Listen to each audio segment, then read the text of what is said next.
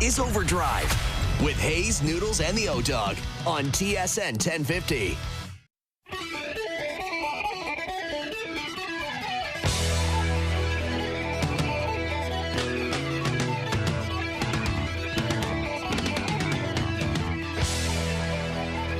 Oh, solid intro music. Welcome to OverDrive. Jim Taddy and Dave Feschuk from the Toronto Star with you for the next 3 hours. Coming up on the broadcast, Keith Law at 4:20 from The Athletic. Tom Gazola, sports talk host in Edmonton. Isaac Howard introduced as the new Edmonton Oiler and the new hope there as they try and restructure their forward lines. Yeska Inoga at 5:30 at 6:05. Chris Rose, baseball today at 6:30. Henoc Muamba from the CFL and TSN. Oddly enough, there's no Thursday night football in the CFL this week, but nonetheless, we'll press on. And before we get going, OverDrive is brought to you by FanDuel, bringing you everything from the opening line to the final score. And we have a trade, an NHL trade. Dumba goes from Dallas to Pittsburgh for Vladislav Kolachonik. Young defenseman has tried a couple of places, Arizona, Pittsburgh, and of course Arizona, and moving to Utah, but not sticking there. Young defenseman and a 2028 second-round pick. So that's basically from Dallas a salary dump, but at least something to sort of chew on today. Yeah, a little something, not much. A snack. A snack. I mean, Matt Dumba, what's he now? He's 30 years old, played 15 minutes a game in Dallas this year, didn't play in the playoffs. Yeah, I mean, a guy on the tail end of the career, salary dumped by the Stars to a team that is maybe the only team in the NHL that is, obviously rebuilding in the Pittsburgh Penguins. And look, if we're going to get a Penguins-centric trade, I want to see a slightly more sexy one. How about Sidney Crosby? Yeah. Or that's got to be coming. Or Carlson, or somebody. I mean, is Sidney Crosby really going to just hang around Pittsburgh to watch this team rebuild? Hard to imagine. It is, just based on his competitive nature. I mean, everybody wants to do the right thing, so and he has done the right thing with his contract, but you'd like to sort of have a final chapter that has something in it for him. Well, he's got a lot of life left, right? Like, yeah. if he was sort of just holding on, it'd be one thing. But this is a productive player, as we saw in the Four Nations. Of what, he had 91 points this year, 33 goals. I mean, this guy, has all the energy of a much younger man, despite the fact he'll be 38 next month. Yeah, you want to see it, right? We're going to see him play at the Olympics. In the wake of the Olympics, you'd like to see him play hockey that means something beyond the Olympics, right? Yeah, well, there's no shortage of teams that'd be interested in him. Yeah, for sure. Including one here. But it's up to him, right? Yeah, he has, as they said in the Marner transaction, the player has all the cards. Yeah, player has all the cards, and Sid has more than most, because not only, does he have trade protection, he is Pittsburgh hockey, right? And I guess that's that's the blessing and the curse, right? When you are so synonymous with one place, and you can argue that you helped them build an arena. You can argue that, obviously, you don't need to argue that you brought them 3 cups, because you did. There's a real attraction to being a lifetime Penguin, to being a lifetime guy with one team, but not many guys get to do it. And if he wants to continue to be relevant, he can't do it in Pittsburgh.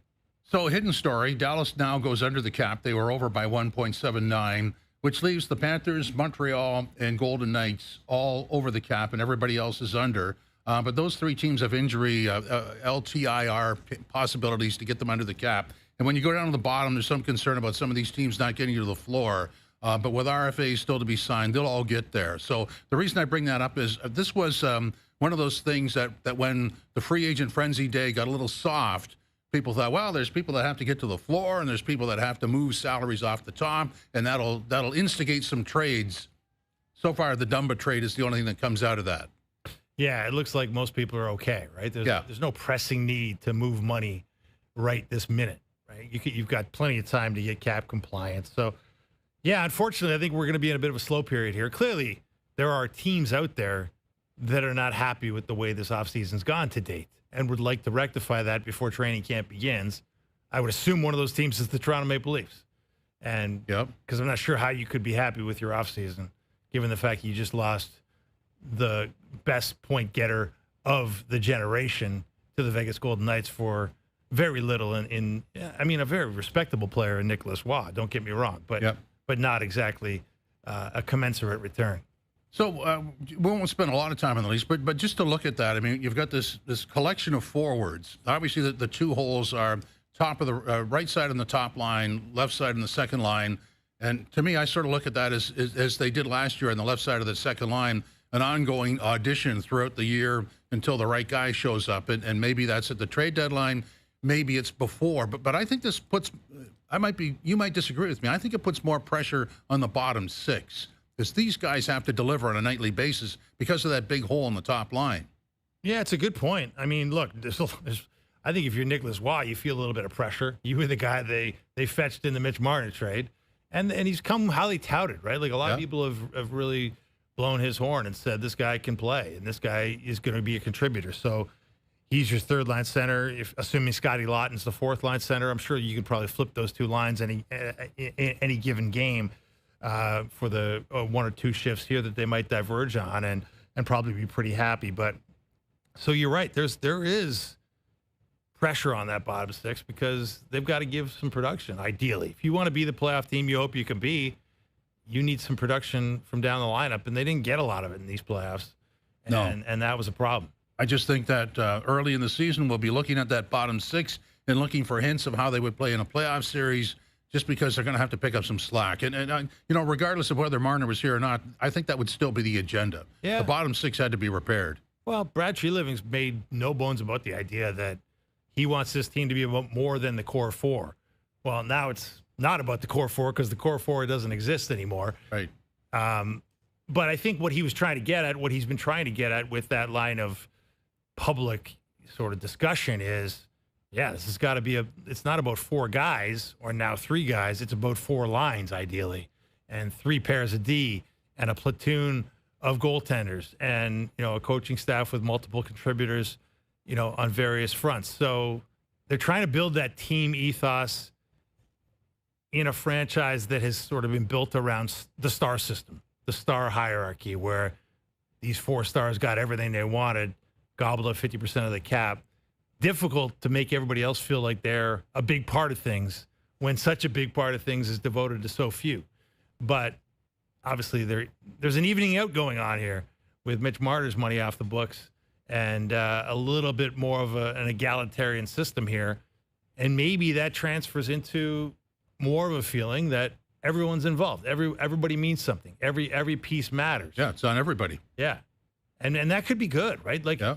I'm not saying that it's great that Mitch Marner is no longer in the building because, you know, he's guy. If he would have hung around, you know, it's one of the great if-onlys in Maple Leaf history. If he would have hung around, he'd be passing Boreas Salming for fourth all time on the franchise points list this season, and he'd be, you know, stalking those top three guys for the next couple of years and probably destined to be at the top of it by the end of it, in a bit of a race with Austin Matthews for who can end up at the top first or end up at the top in the end. But there it is right there. How about that board?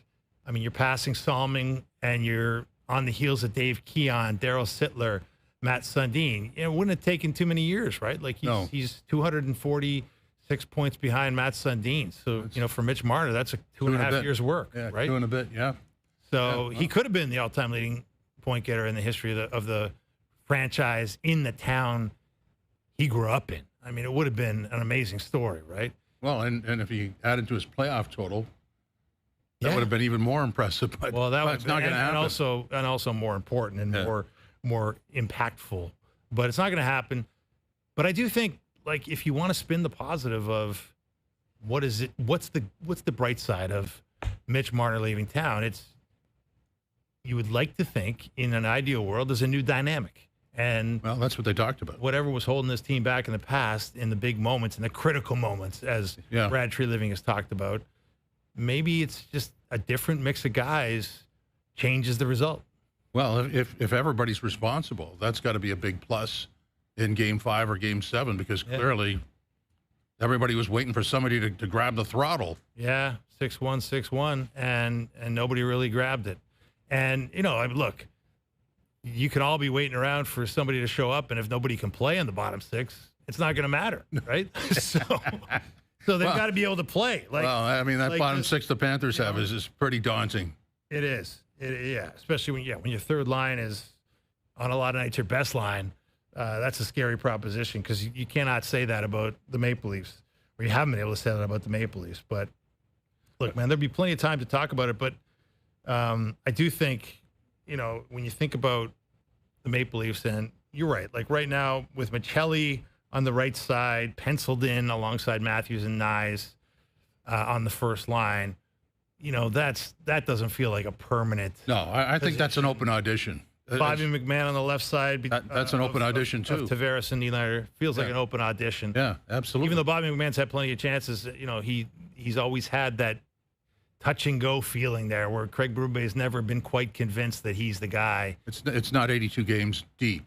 Yeah, exactly. It has great moments, and then it subsides. But, on the upside, internal competition is a good thing. They had it last year, and it did serve them well to a point, I think. I felt that, like they had a pretty good regular season. And obviously, we're storming along pretty good there, up 3-1 in Game 3 of the second round.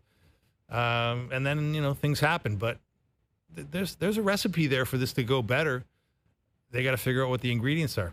A couple of dollars and cents issues. No, not issues, storylines. So the Suns and Devin Booker signed an extension, and the AAV is 72.5. So SGA had the record for about a week.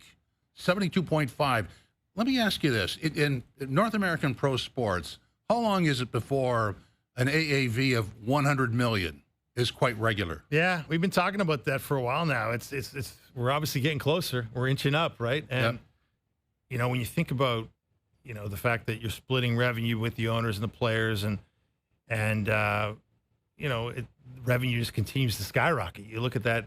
It's just a share of it. Rights deal that the NBA signed. And yeah, I think the idea is that you could see $100 million player in the next decade plus, right? And sure, maybe quicker. I mean, things can escalate quicker than that. So it certainly feels like it's going to be quicker. And it's astounding when you think about it. The growth of this is always sort of jump-started by new revenue based on new platforms. Many years ago, it was sports specialty channels taking rights away from regular TV services, and now it's streaming. So we don't know where streaming goes, but it's not gonna have any stunted growth. I can tell you that. No, there's such big players in the streaming market, and we just keep hearing about the fracturing of that market and the idea that you want to package certain nights and package certain events. The NBA's been very successful in packaging the NBA Cup as a separate event, and even though nobody really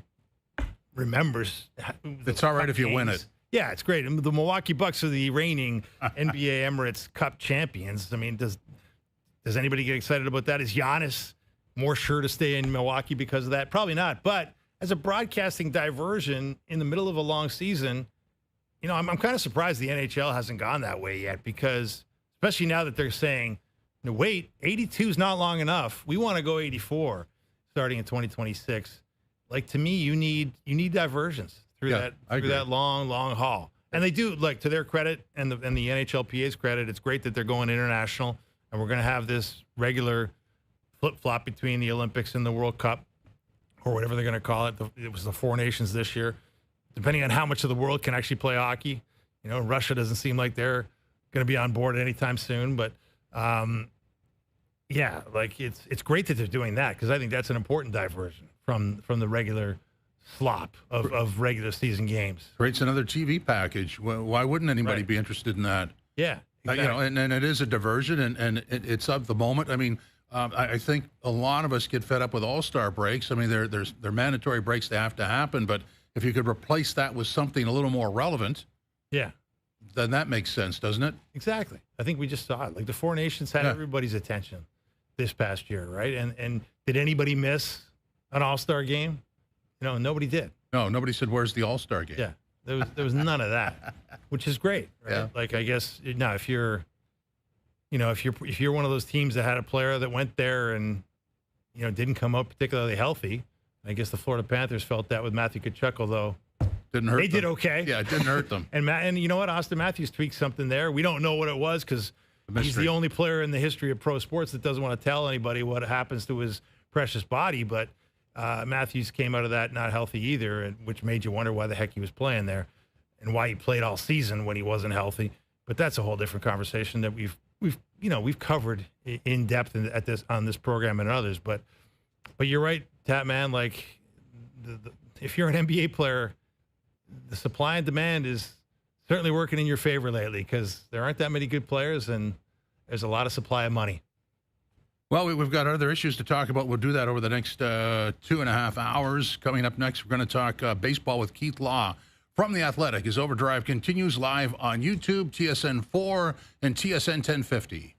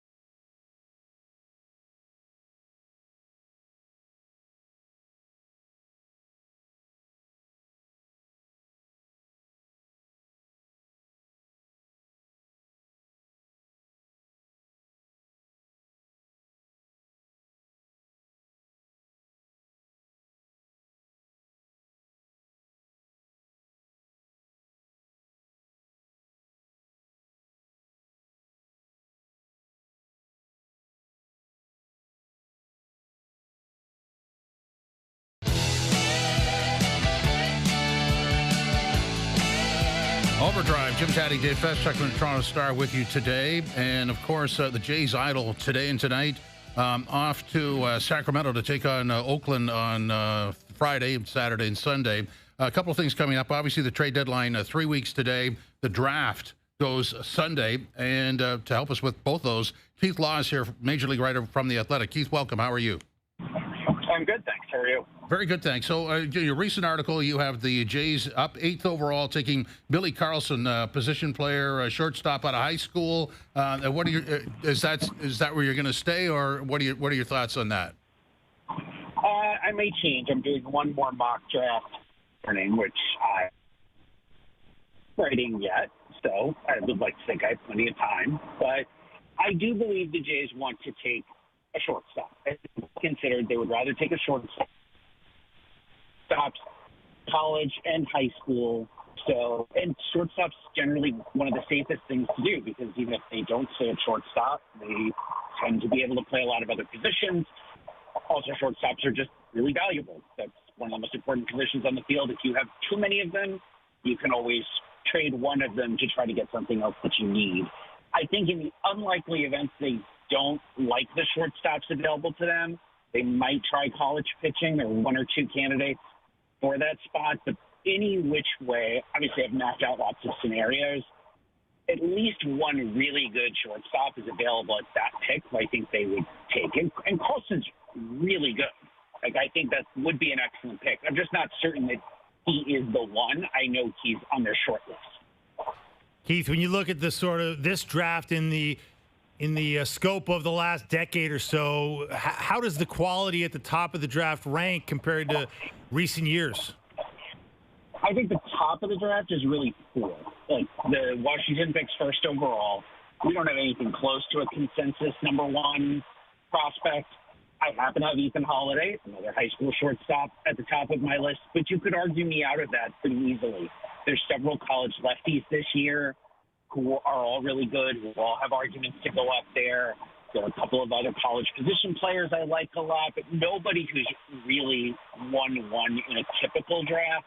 What this draft does offer is a lot of depth. So for teams that have, Baltimore just traded to get an extra pick in the 30s, one of the few picks that you're allowed to trade in baseball.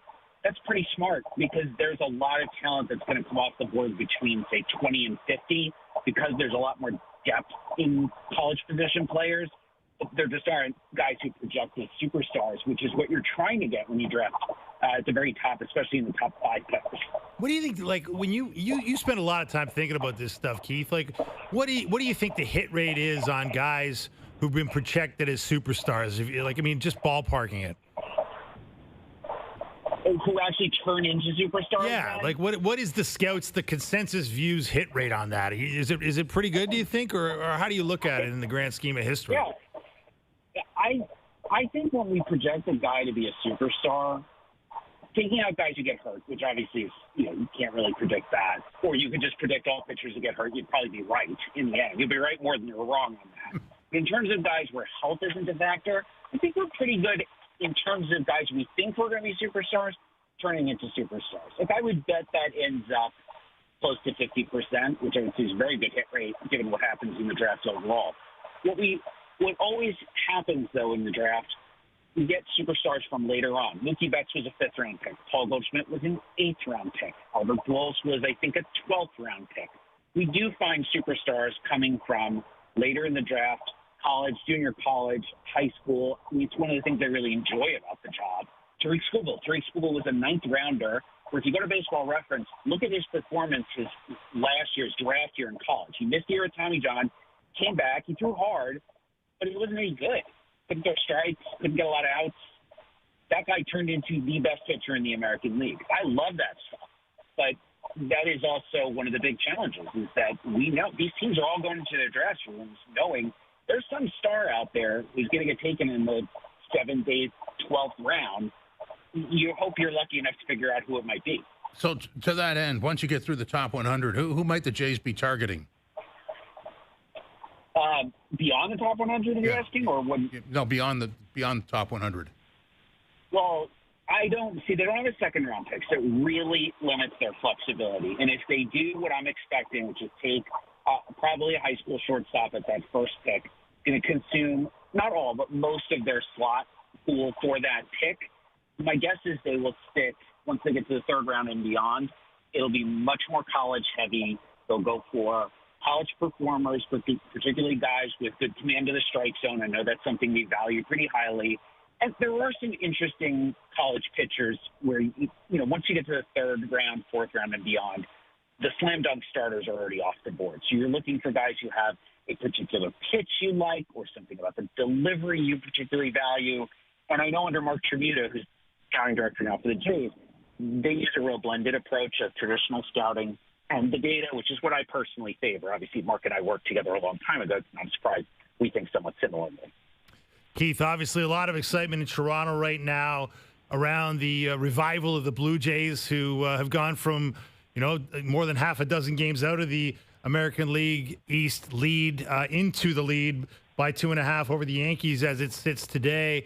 When you look at the Blue Jays and you look at the East, I mean, how do you think the Jays should approach the July 31st trade deadline? I think they have to be buyers. I look at them as they've gotten a bit lucky. They are not the best team on paper. I don't project them to have the best records for the rest of the season of the teams that division. But it also doesn't really matter how you got here. Like, those wins count. I could argue all day that I think it was a little fluky. It does not matter. They are contenders. By definition, where they are in the standings right now, they're contenders. So they need to buy. And I think they're a little hamstrung by the fact that the system is pretty top-heavy. There are 3 or 4 really good prospects and then not a ton of depth beyond that. So I don't know that they can make a major acquisition. But so what? Go make the minor acquisitions. Go figure out what weaknesses you think you can address through the trade market. It's probably the bullpen. It's usually the easiest thing to do when you don't have a lot of prospects to trade and aren't willing to take on a ton of salary. Also, looking at the trade market this year, I think that's probably the biggest thing that's going to move is relievers. Relievers and maybe some platoon players for the bench. I don't know that we're going to see, like, Paul Skeens is not getting traded. I feel like we're making that up on the media side, right? It just because it'll get clicks, that's for sure. But I was asked about this the other day, and I was like, I don't believe it. He's money. He's literally money. They print money the days he pitches. Why would they trade him now? It's going to be lesser pieces, but those guys can really matter. The Phillies, I think, have done an excellent job the last couple of years, just picking up guys at the trade deadline who make an impact for them in the stretch run or even in October. So how much of what the Jays achieved in that 10-game winning streak sort of changed your opinion, or is, I guess maybe the better way to say it is, sustainable in the second half? So any team, any stretch that short, 2 weeks basically, is not going to change my overall opinion. I'm looking much more at the entire body of work for the whole season. Unless you tell me something's dramatically changed on the roster, right? If somebody's been hurt for 3 months and comes back, and we can say, okay, they're a different team now because they got a couple of key contributors back. I don't feel like that's the case with Toronto. I think this is a team that should be a little bit above 500. They're obviously quite a bit above 500. Looking at just what their offense has done so far this year, what their run prevention has been like this year. But that said, you've already got those wins in the bank. If if they say, look, we think our run prevention is the easiest thing to upgrade, right? I'm repeating myself a little bit. I apologize. But they need to approach the trade deadline with the attitude that we are contenders. We want to make this sustainable. What can you do to upgrade the roster to make it more sustainable? Score more runs, prevent more runs, whatever the market is able to give you. Because, like I said, they should be probably a few wins worse than they are, but no one is knocking at their door to make them give those wins back either. Yeah, what do you make of, the competition in the AL East, Keith, when you look at, obviously, let's start with the Red Sox, because they traded their best player. Hard to get better when you do that, but they're on a bit of a tear right now, winning six in a row here. Do they have a chance to kind of revive themselves into the second half, you think? I think they could, because I agree they traded their best player, but they also had one of the best offenses in the American League at the time they made the trade. So I even argued I didn't think they got enough back. But they could say, look, our offense was already good. We needed some help on the pitching side, and obviously they wanted to clear some salary. And they got Jordan Hicks, who Jays fans are familiar with, that is potentially help to their bullpen, which I think is the Red Sox' biggest weakness. They probably need to go out and get another starting pitcher. But I think they absolutely can make a run. They are starting in kind of they're just in a worse position. They have to make up more ground. They have to pass multiple teams. So I would say obviously we're not even talking about the Orioles. The Red Sox are probably the least of a threat, but they exist. They absolutely could end up back in this race, and it would probably be driven still, even without Devers, still driven by the offense. And between the other two teams that you assume are threats, the Rays and the Yankees, who scares you more if you're the Blue Jays? Yankees. I think the Yankees are the best team on paper in the American League, actually. You could argue Detroit. Detroit's legitimately good. They also benefit from a pretty weak division. I think the Yankees are the best team on paper. I think the Rays are also legitimate, though. They're absolutely contenders. They just traded the draft pick to Baltimore to go get some relief help. So, I mean, basically, just what I was talking about. That's the kind of trade we'll see a lot of this month. The Yankees would scare me if they did nothing. I also think they're incredibly motivated to do something to try to get back to the World Series. And they do have a lot of kind of secondary pieces in their farm system who they could flip in trades. So they might be able to put something together to go get an impact guy at the deadline. I don't know who that would be. I don't really know. I can only guess what impact players might get traded. But the Yankees would be very competitive with the prospects they currently have in the system to go get an impact player at the end of the month. Is there any way with no notice at all that you could come up with an acquisition that pushes the Jays over the top? Probably not. I apologize. You got me in the car driving home from a minor league game here. Hey, one thing I wanted to ask you, Keith, they're gonna roll out the ABS robot umpires at the All-Star game on Tuesday as we move closer to the automated umpires in real Major League games. I'm assuming. I'm sure you've seen this used in spring training and in minor league games. What's your opinion of how this would and could work at the Major League level full time? I love it. I actually most recently saw it last Wednesday at a AAA game in Lehigh Valley, and I've seen it in Fall League. I've seen it at other AAA games before. I think it's great. One, it obviously is going to give us a few more accurate calls. We're going to fix a few mistakes every game, and that alone makes it worth doing.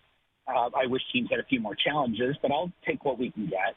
Also, the way that they've implemented it, fans really like. The umpire turns around, says the batter has challenged the call or the pitcher, and then within about 15 seconds, the graphic shows up on the Jumbotron, and they show digitally the path of the ball and whether it was a ball or a strike. And fans always respond to that. I mean, even in the Fall League, where there's like 400 people in the stands, you can hear people getting involved in it and cheering when the results come through. And I love that. Anything like that. This is not like instant replay, which I understand we need to have, but instant replay is really boring.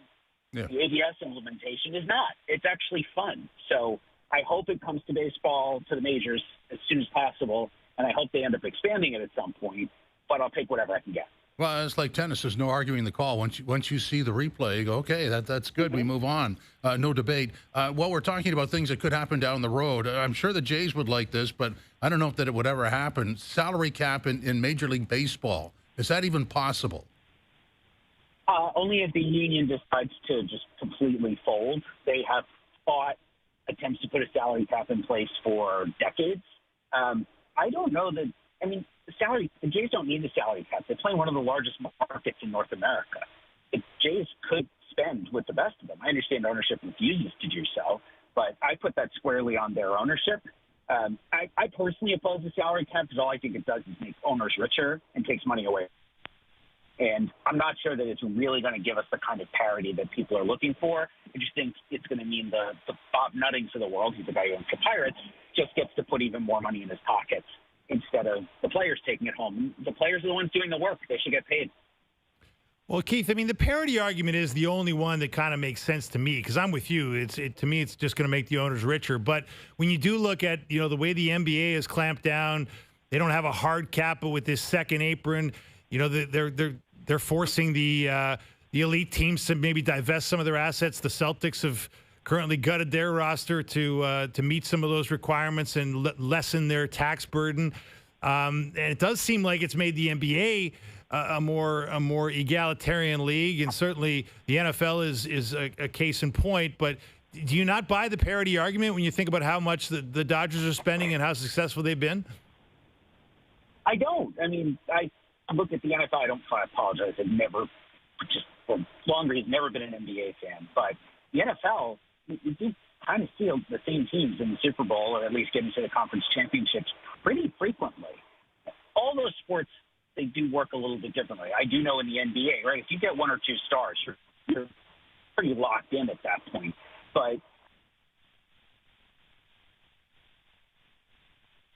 think we lost him there. I think we lost him. Yeah. Driving home from a minor league game. Yeah, went under a bridge. All right. We lost him. Well, always like Keith's insight. Yeah, well, let's explore that. I mean, I would totally agree, because I think I said that to our producer Cameron earlier when we were talking about, possibility of a salary cap. I said, yeah, if the union collapses, I mean, that's a massive work stoppage to get there. And Keith, are you still with us there? You were just talking about. Just give us your argument against, or for the idea that you don't think a salary cap would bring parity to Major League Baseball. Sure. Just to try to be quick about it. One, I don't like Major League Baseball. We've had a lot of variety, basically, in our league and overall in conference, or individual league champions and teams getting to the World Series. As much or more diversity there than you've seen in the NFL or I think the NBA. I don't follow the NBA as closely. And also, that any salary cap and associated floor structure is not going to get the Pirates and like the Dodgers, right? Because they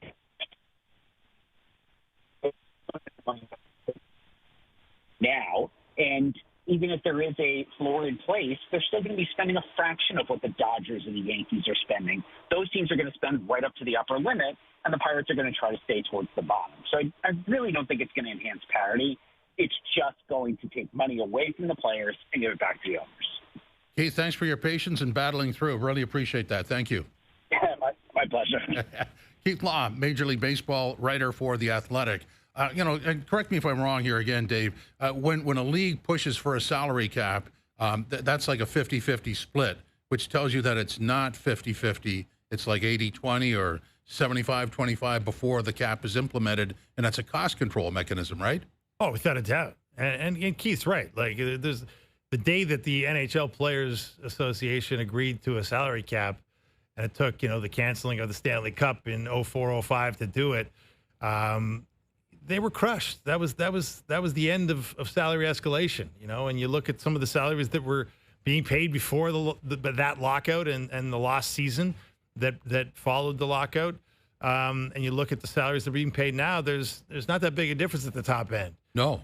So clearly the players lost that one. Gary Bettman, danced on the grave of salary escalation, in the NHL. And they've been able to suppress salaries ever since. So I'm sure Major League Baseball owners look at that and say, geez, that would be nice. Oh, sure it would. But some crazy billionaire over in Flushing Meadow, New York, just paid Juan Soto $765 million. Let's not do that anymore. Absolutely, but now that we hear the NFL owners and have been caught red-handed, essentially. I want to get that headline. It's hilarious. Suggesting to their teams that, hey, by the way, remember that Deshaun Watson contract where we gave him $230 million guaranteed? Let's not do that anymore. And there's pretty good evidence that they definitely set that suggestion out to teams. And whether or not teams followed it and they have proof of that is the question. It's, clearly the owners are trying to suppress salaries here. And if they get a salary cap, they'd be successful. Well, this is one of the more humorous headlines of all time. Sources, NFLPA, NFL agreed to keep collusion findings secret. Yeah. Well, that's what collusion is, isn't it? It's secret. Exactly. That's the one item you have to be transparent on above all others. Well, and the problem with that sentence is, of course the owners want to collude and keep it secret. Right. But when the union is agreeing to, understand that there was collusion and there was an arbitrator's report about it, and the arbitrator's report was commissioned by the former union boss, DeMaurice Smith, back in 2022 in the wake of the Deshaun Watson contract. And yet today's players, the current players in the NFL, did not know about this until ESPN reported on it. Pablo Torre and a number of his colleagues at ESPN have done great work on this to bring it to light. I mean, it's shocking stuff that the NFLPA was essentially complicit in keeping this thing under wraps. And the story right underneath that one is the NFLPA executive director, where is his Lloyd name? Howell Jr. Lloyd Howell Jr. is not only the PA executive director, he's also involved with an investment firm that's trying to buy minority interest in NFL teams. Seems like a conflict of interest to me. Slight, yeah. You want to be, you're thinking about being an owner, but right now you're on the union side. But if you can be on the owner's side, you might prefer that. Yeah, like a two-sided jacket. Doesn't seem right to me. It'd be interesting to hear from Mr. Howell Jr. Because I'm sure there's a lot of players in the NFL that would like to hear what he has to say about all this, and to date we haven't heard it. I just don't understand why somebody tries to even do that, because at some point it comes out. Well, obviously they thought they were going to get one over on the players here, and it wasn't going to come out. But there's some pretty good evidence that there was a lot of, and it's not surprising evidence. Like, of course, why would it be shocking to anybody that the commissioner of the NFL would not have been happy that Deshaun Watson got $230 million guaranteed by the crazy Cleveland Browns?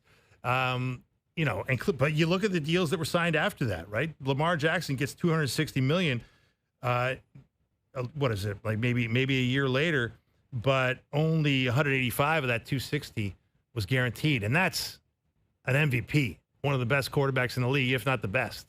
And somehow you go from giving a guy who was on a kind of a prove it deal in Deshaun Watson, given all the hijinks, or shouldn't even use the word hijinks, given all the the really ugly stuff he was involved in that marred his career and continues to mar his career. You go from giving that guy $230 guaranteed to giving a guy who is a proven winner and a proven MVP $185 million guaranteed.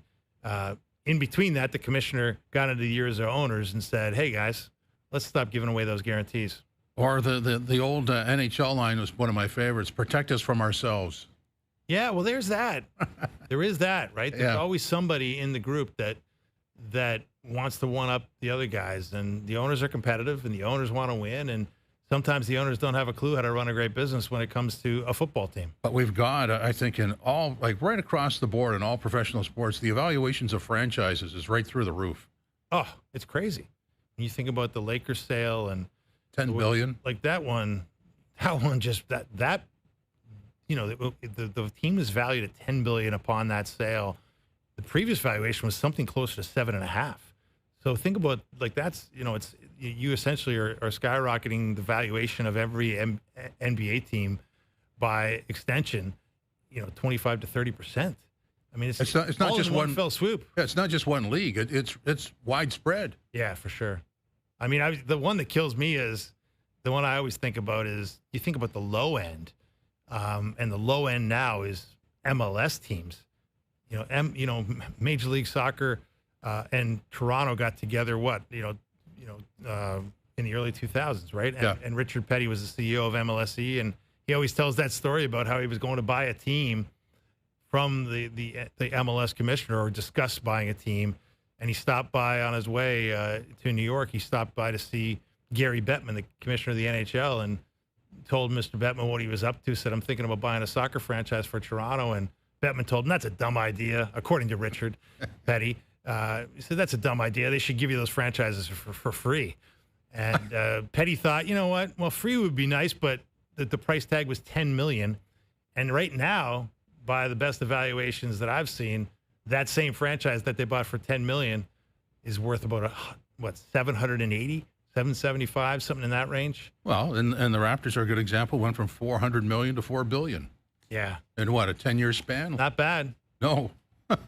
Not bad. Hey, man, if you've got a piece of it, that's one thing about Masai Ujiri's going away present as president, deposed president of the Raptors. He had a little clause in that contract that pays him 2% of the accrued franchise value increase over the term of that deal. And back of the napkin, Jim, $50 to $70 million in cash due very shortly, I think.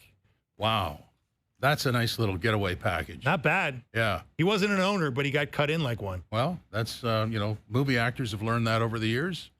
Performance actor or groups and rock music groups have learned how to not get fleeced and attach themselves to part of the revenue. Yeah, exactly. Aside from everything else they get. Hard to get it, but if you can, it's amazing. And now, and even that though, Jim, like 50 to 70 million, it's chump change compared to what these teams are worth. Well, but that goes back to, the attack is on the player for getting $250 or whatever million, but it's there. It's not coming out of anybody's pocket. It's there. It's revenue. Yeah, exactly. Like resenting the players for what they make is crazy because if you think the players are making a lot, think about what the owners are making. Absolutely. The players have fought for that money, and they're the one thing I will say is I think sometimes the history of that fight gets forgotten by today's players, which can get in the craw of former players and older alumni of these leagues, but which I understand because the MLB work stoppage file is pretty big. Yeah, exactly. And there's a lot of people that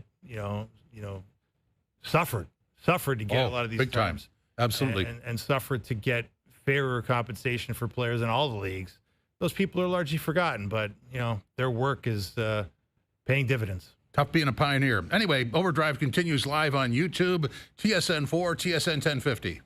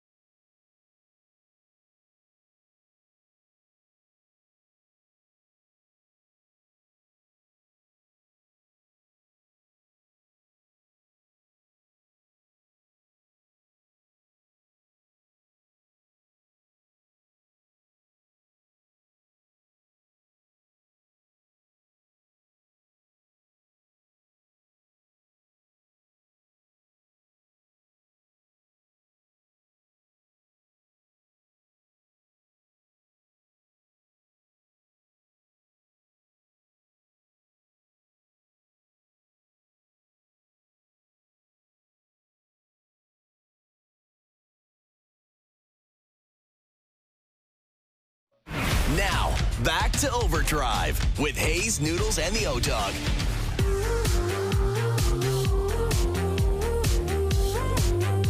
Jim Taddy, Dave Feschuk for the Toronto Stars, subbing for the regulars today and tomorrow.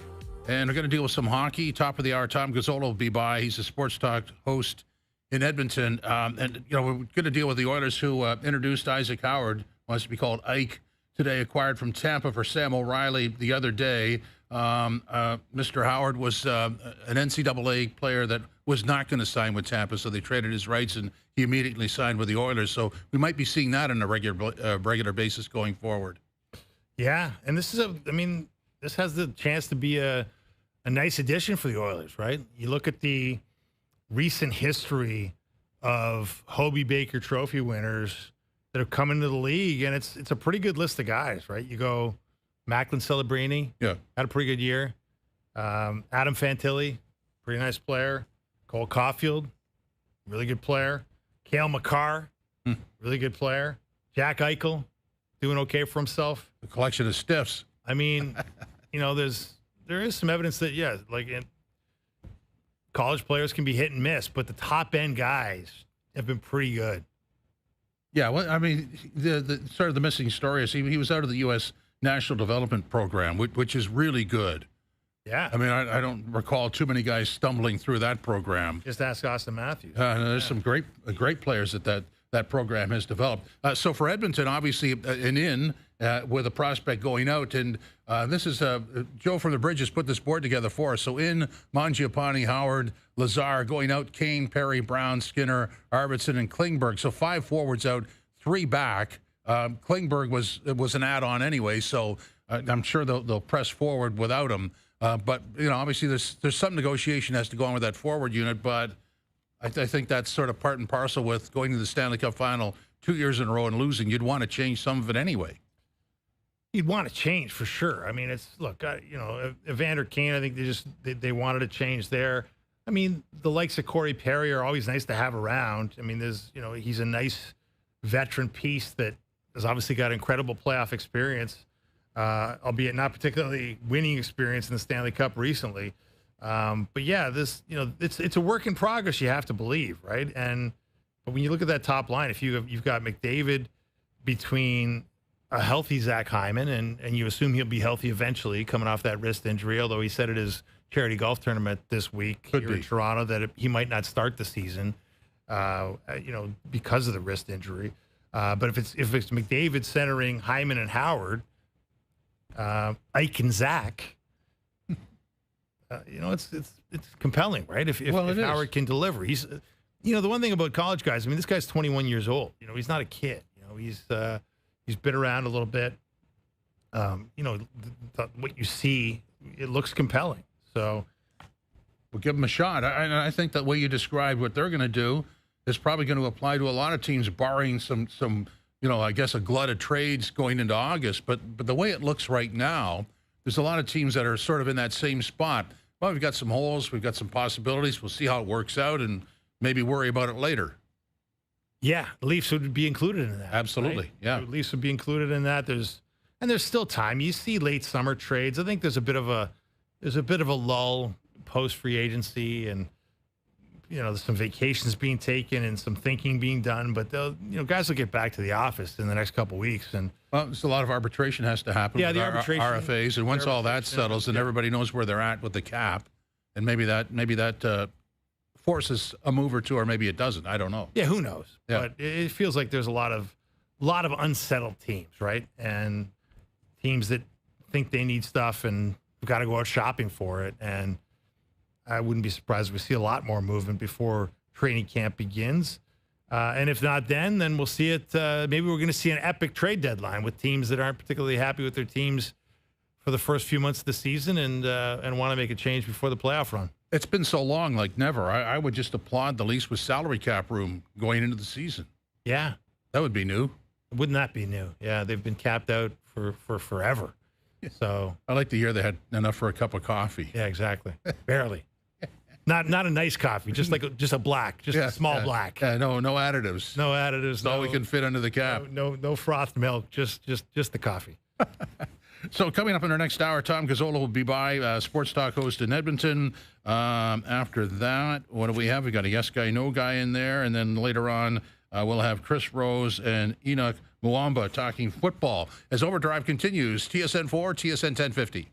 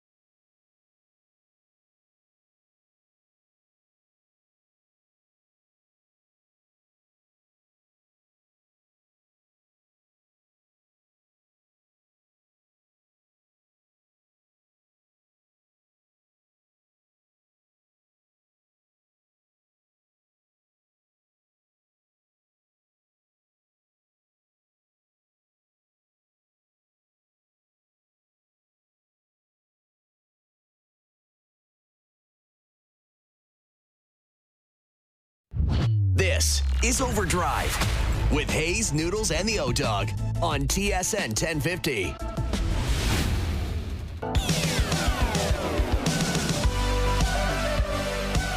OverDrive, hour number 2. Jim Taddy and Dave Feschuk from the Toronto Star, subbing for the regulars who have the week off. OverDrive is brought to you by FanDuel, bringing you everything from the opening line to the final score. In a couple of minutes, Tom Gazola will stop by. We'll talk about the Edmonton Oilers. We had that board for you in the last couple of minutes before the top of the hour break. The ins and outs, 3 forwards in, 5 forwards out, and the defenseman out. So, and I looked at their grid. I mean, they've already, it's there. So just looking for extra pieces there. In terms of baseball, we had that nice conversation with Keith Law at the bottom of the last hour, and he's talking about the draft, which happens Sunday. 8th overall is where the Jays are expected to select, and he may change his mind, but it looks like Billy Carlson, high school shortstop. But he was pretty adamant about a shortstop, wasn't he? Seems to be, yeah. And there's plenty of good ones in this draft. That Ethan Holiday, who Keith has ranked number 1 in his rankings of the prospects. He's a shortstop, 6'4", I believe the son of Matt Holiday.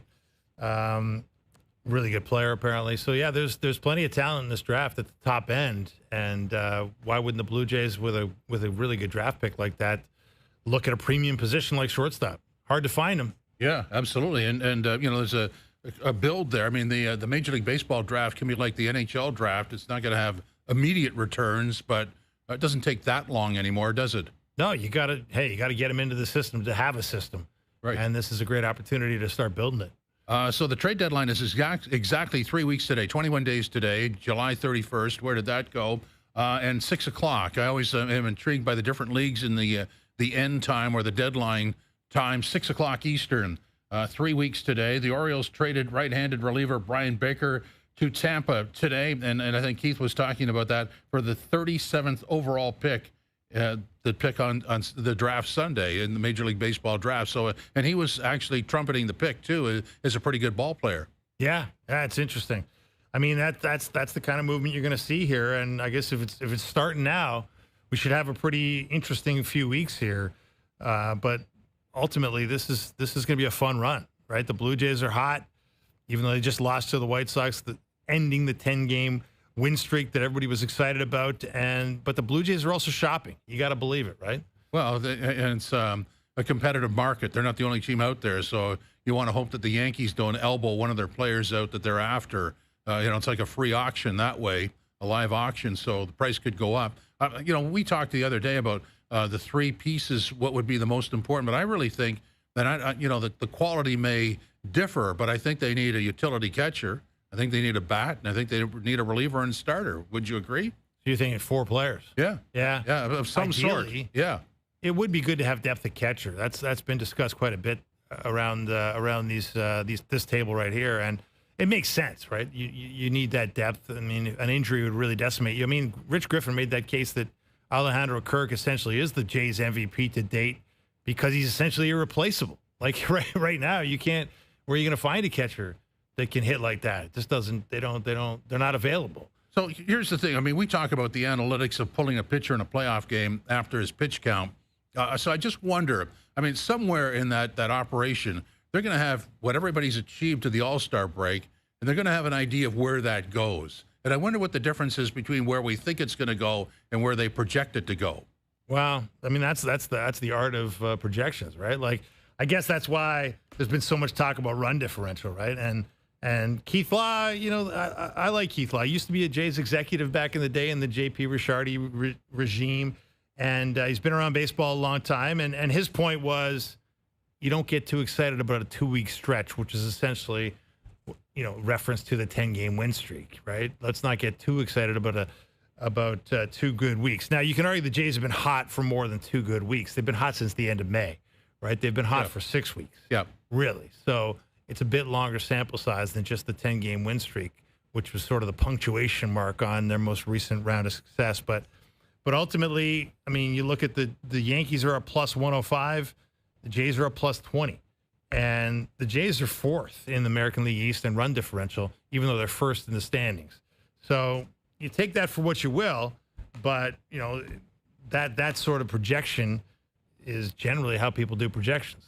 All right, let's pivot to the Edmonton Oilers. Let's bring in Tom Gazola now, YEG Sports Talk host. Tom, welcome. How are you today? Hey, I'm good, Jim. What's up, Dave? Thanks for having me. Oh, our pleasure. So, Ike Howard Day, right? Yeah, it's been Ike Howard week, I would say, around here. A lot of Oiler fans very excited about the trade and the signing, and obviously a lot to prove. But yeah, that's a nice way to put it because people around here are pretty excited. Well, Tom, when you look at this kid, I mean, he's a Hobey Baker Trophy winner. He's played the U.S. developmental team, represented the U.S. internationally more than once, put up some really good numbers at Michigan State. 21 years old. I mean, when you think about what this team needs and what he might be able to give, how do you see the fit? I like it, and I'm usually cautious. That's just me personally. I do understand what the Oilers are doing. I mean, lots of talk last season about how Edmonton was older. There was a lot of discussion, obviously, around here, especially in the early parts of the year, that this was the oldest team in the league. And so now I think there's a recognition. You know, we saw Stan Bowman and Jeff Jackson recognize this, and they're addressing it. So their youth injection, right? We're going to potentially see Matt Savoy come in. But essentially what they've done is flipped a couple of prospects, and Sam O'Reilly, who was, first rounder that they traded up for because they really liked him. They kind of sacrifice him to kind of speed up the process and get a guy that they think can step in right now. And if they put him into a position to succeed with a Draisaitl or a McDavid, they obviously have a belief in mind that this guy could have some success. So it's a youth injection, and they need guys that can step in and play right away. Now, we know that contending teams generally have solid NHL veterans, and July 10th of this year, we're looking at an Oilers squad that, yes, it's getting younger and less experienced, but the hope is that these guys with Isaac Howard, or Ike Howard as he wants to go by, steps in and can take off right away. So as I look at the starting grid, and obviously everything's subject to change, but on the left side, they've added Howard, Mangiapane, and Frederick was added during the course of the season at the deadline and signed. And on the right side, Kapanen was added, so he's penciled in, and Savoy is there as well. I mean, there's 5 different wingers there that a year ago weren't there. When they diagnosed why the team fails in the Stanley Cup final, did they feel that they had to be younger, they had to be maybe a little more exuberant in their play? Yeah, I think that's fair. I mean, although Florida, all due respect to them, they were outstanding from top to bottom, especially with the guys that they got back going into the playoffs, and they were just an absolute juggernaut by the time they got to the Cup final. Yeah, and listen, the Zach Hyman injury going into the Cup final after he got hurt with that collision with Mason Marchment, that obviously hurt them, especially on the right side, and it kind of exposed the lack of depth on the wings for the Oilers, because Corey Perry played Game 6 on the top line with Connor McDavid. He played Game 5 on the fourth line. And when Corey Perry, at 39 years old, despite how great of a season he had an outstanding postseason as well, is your top line right winger, I think that's a bit of a tell. And obviously Chris Knobloch and his staff tried to do everything in their power to kind of stay alive in that Cup final. But I think it did show that the Oilers needed to get some youthful exuberance in there, and obviously high-end talent on the wings, and also find guys that would be right for the mix. Because with Arvidsson coming in last year, people heralded that signing, thinking that he would have a home beside Leon Draisaitl. It didn't really work out. It was a rough fit from the get-go, and they had to move on from him. And then we saw with Jeff Skinner, like he played 72 games. He was a healthy scratch at times. Had to fight to get into the lineup in the playoffs, and fought to be on the roster. Like, there were some things last year where these veteran signings didn't work out, and we saw the mix change up in the offseason here, and maybe it is A, youth, and then B, guys that might be a better fit for the top guys in McDavid and Draisaitl, and obviously Nugent Hopkins, Hyman when he comes back too. So Tom, there's always an elephant in the room anytime the best player in the league does not have a long-term deal attached to his name.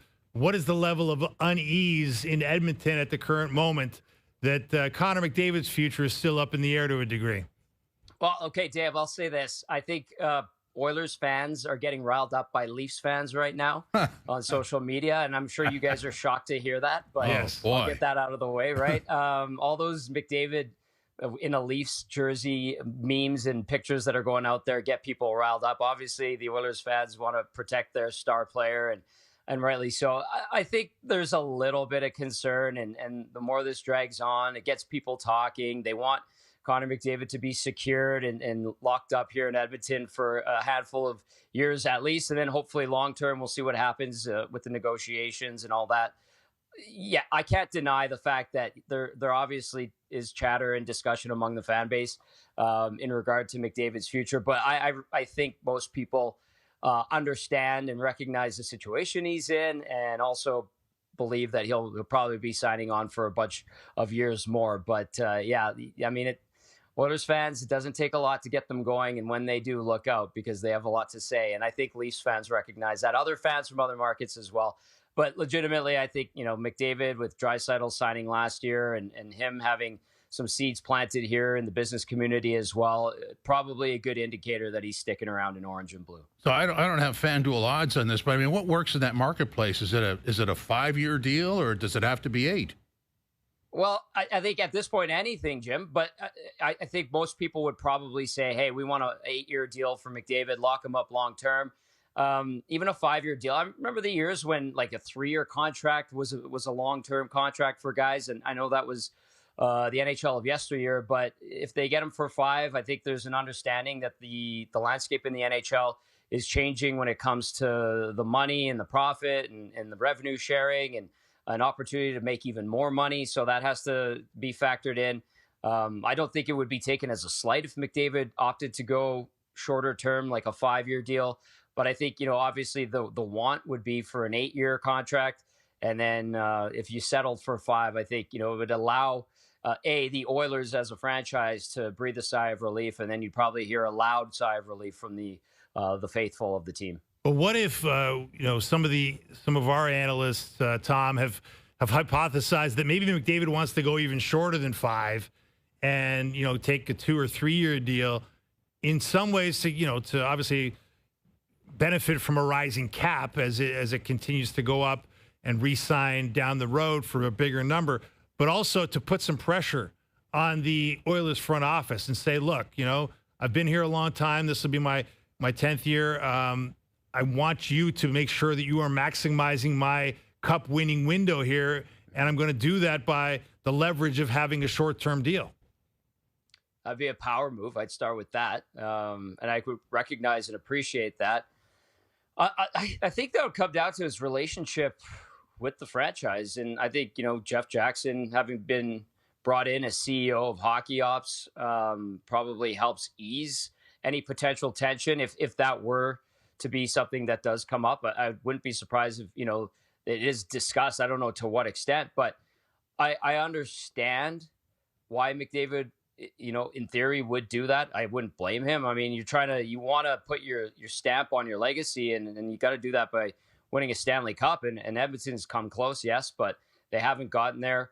I think if he would do that, it would be to ensure, obviously, that this team's competitive, keep management on its toes, keep ownership on its toes, and maybe it would be a sign that there's a belief that the management side of things isn't taking care of its end of the bargain. But I think we're seeing some little things here and there, like the Howard pickup and guys coming in. I know there's some discussion about David Tomasek, what kind of player he's going to be after leading the SHL in scoring last year.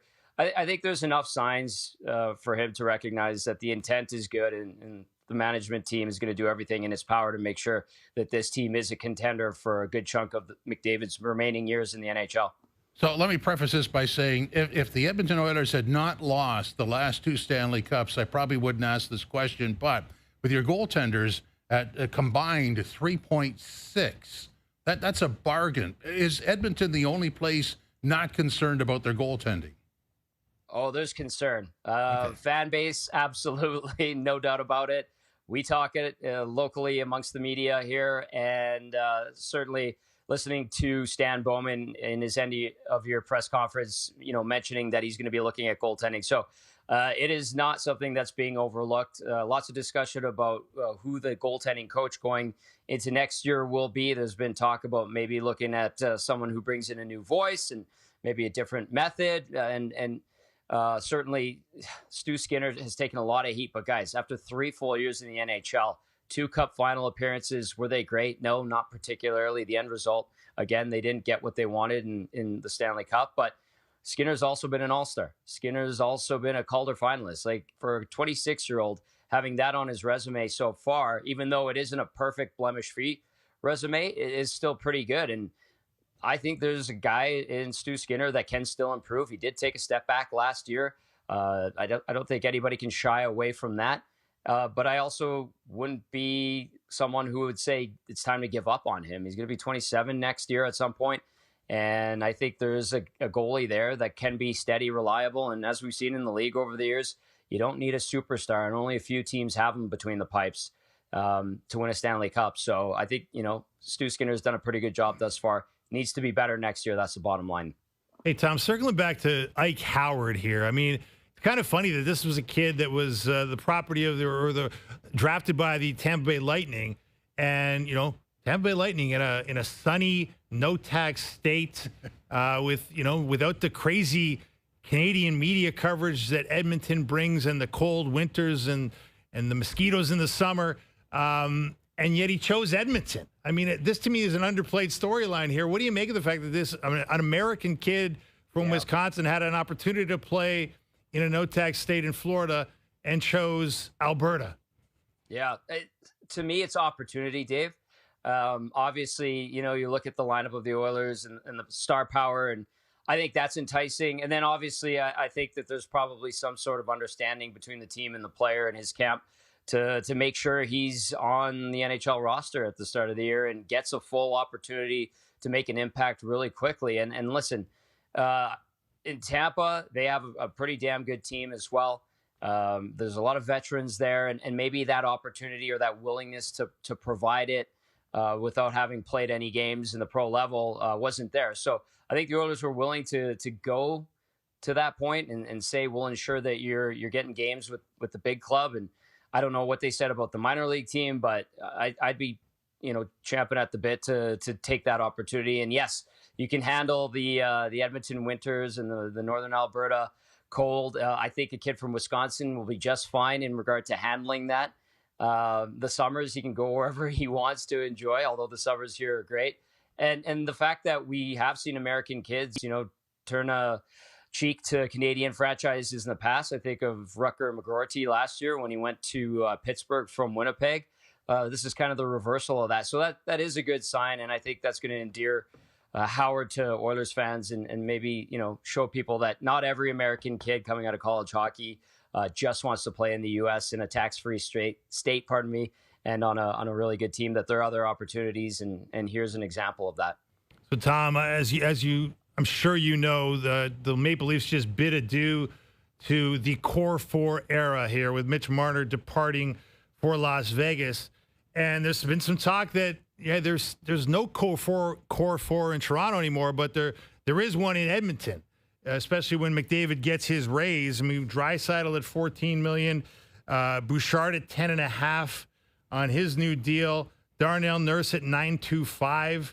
And then whatever McDavid's going to make, we assume it's going to be north of 14, probably 15, 16, 17, who knows?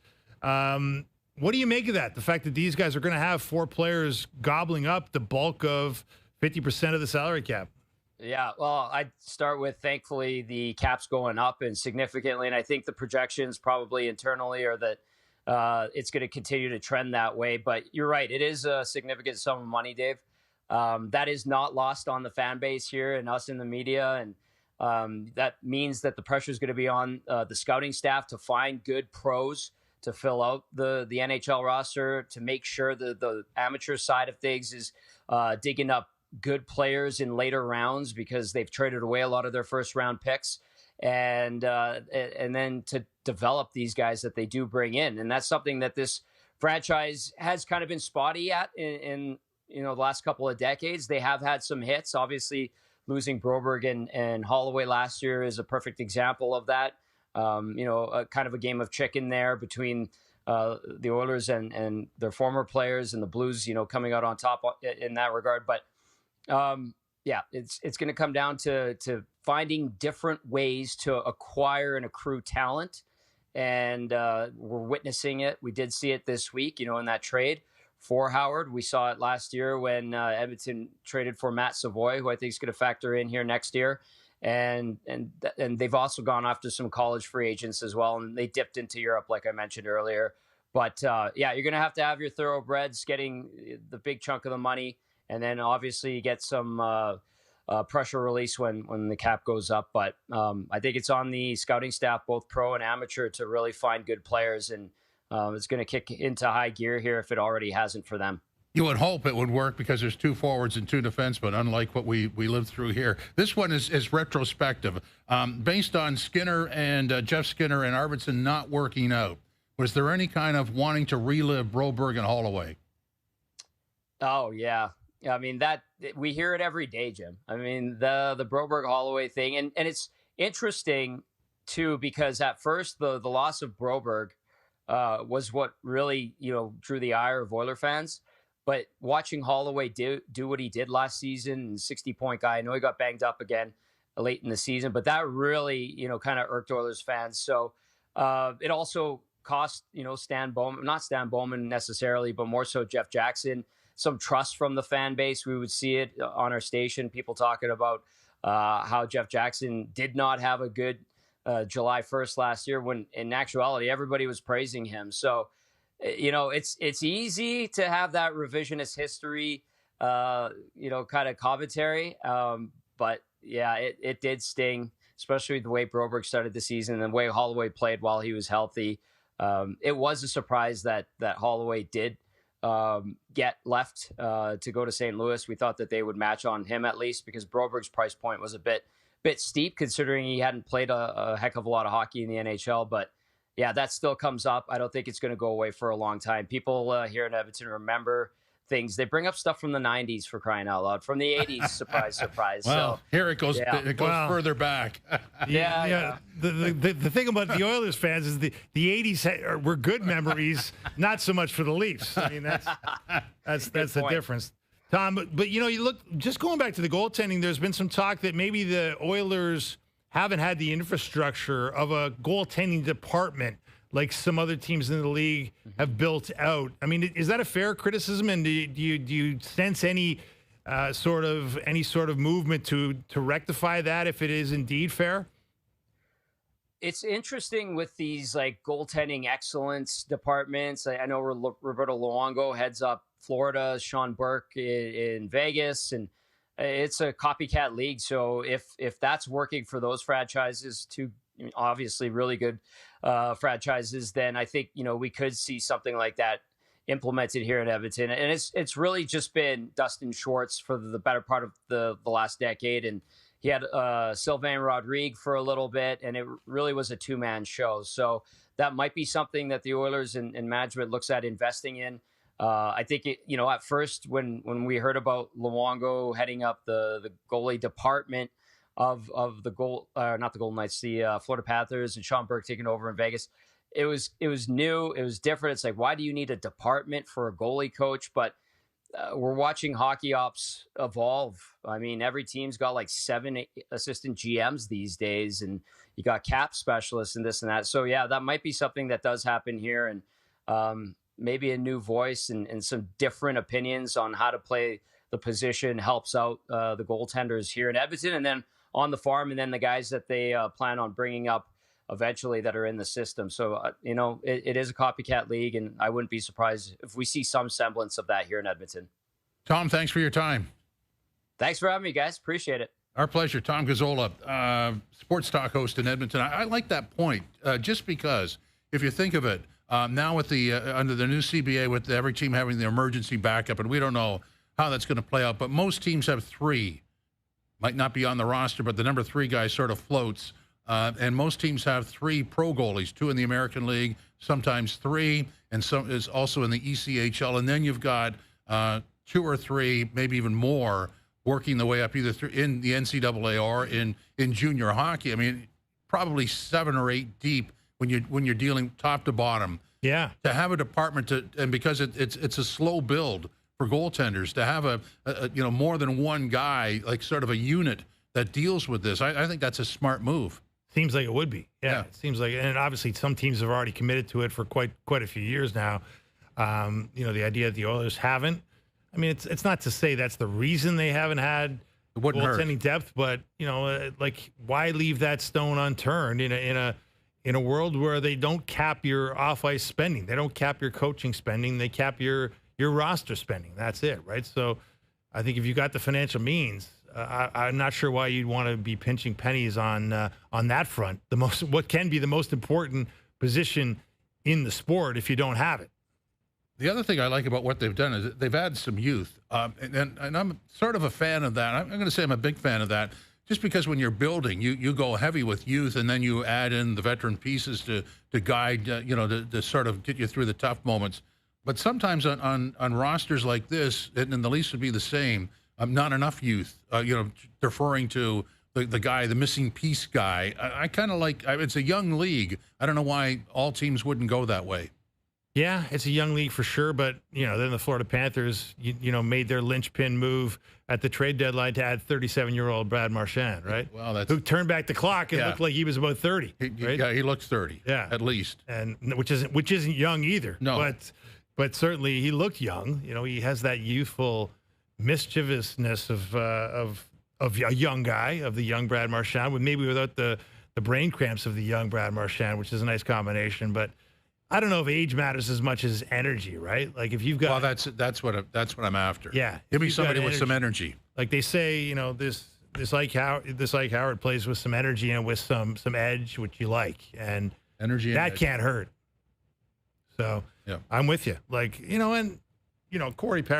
Corey Perry was on that team, and God bless him. He's been on a lot of Stanley Cup Finals teams, but obviously it didn't work. So whether you want to blame him or not, there was time for a change. No, there's no blame. You got your value out of him, and you move on. Same for Evander Kane. It worked for a while, but didn't result in the cup. So you move on. Yeah, you got to try something different. You got to change the formula and hope that you hit on something. And here they go. But it's an awfully good sign, man. When a kid chooses Canada. An American kid chooses Canada. Now I understand there's reasons for it, and probably one of those reasons is a guaranteed NHL roster spot of some sort. Well, and a look with McDavid and Hyman. Not a bad line. Not a bad ground floor. Not a bad ground floor start. The best player in the world and a really good player in Zach Hyman. So up next, going to play Yes Guy No Guy, and then talk some baseball top of the hour. As OverDrive continues live on YouTube, TSN4 and TSN 1050.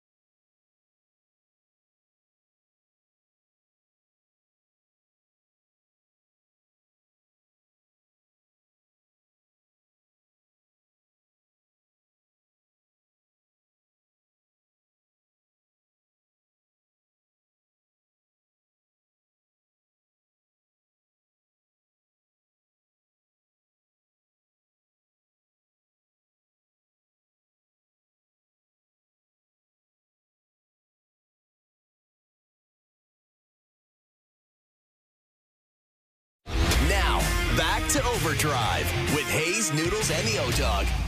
I told you long ago on the road, I got what they waiting. Overdrive, Jim Taddy and Dave Feschuk with the Toronto Star today and tomorrow. Top of the hour, Chris Rose, host of Baseball Today. Talking, of course, Major League Baseball. Then Henoc Muamba will be by at 6:30. CFL and TSN analyst. No Thursday Night Football, but plenty of stuff Friday, Saturday, Sunday.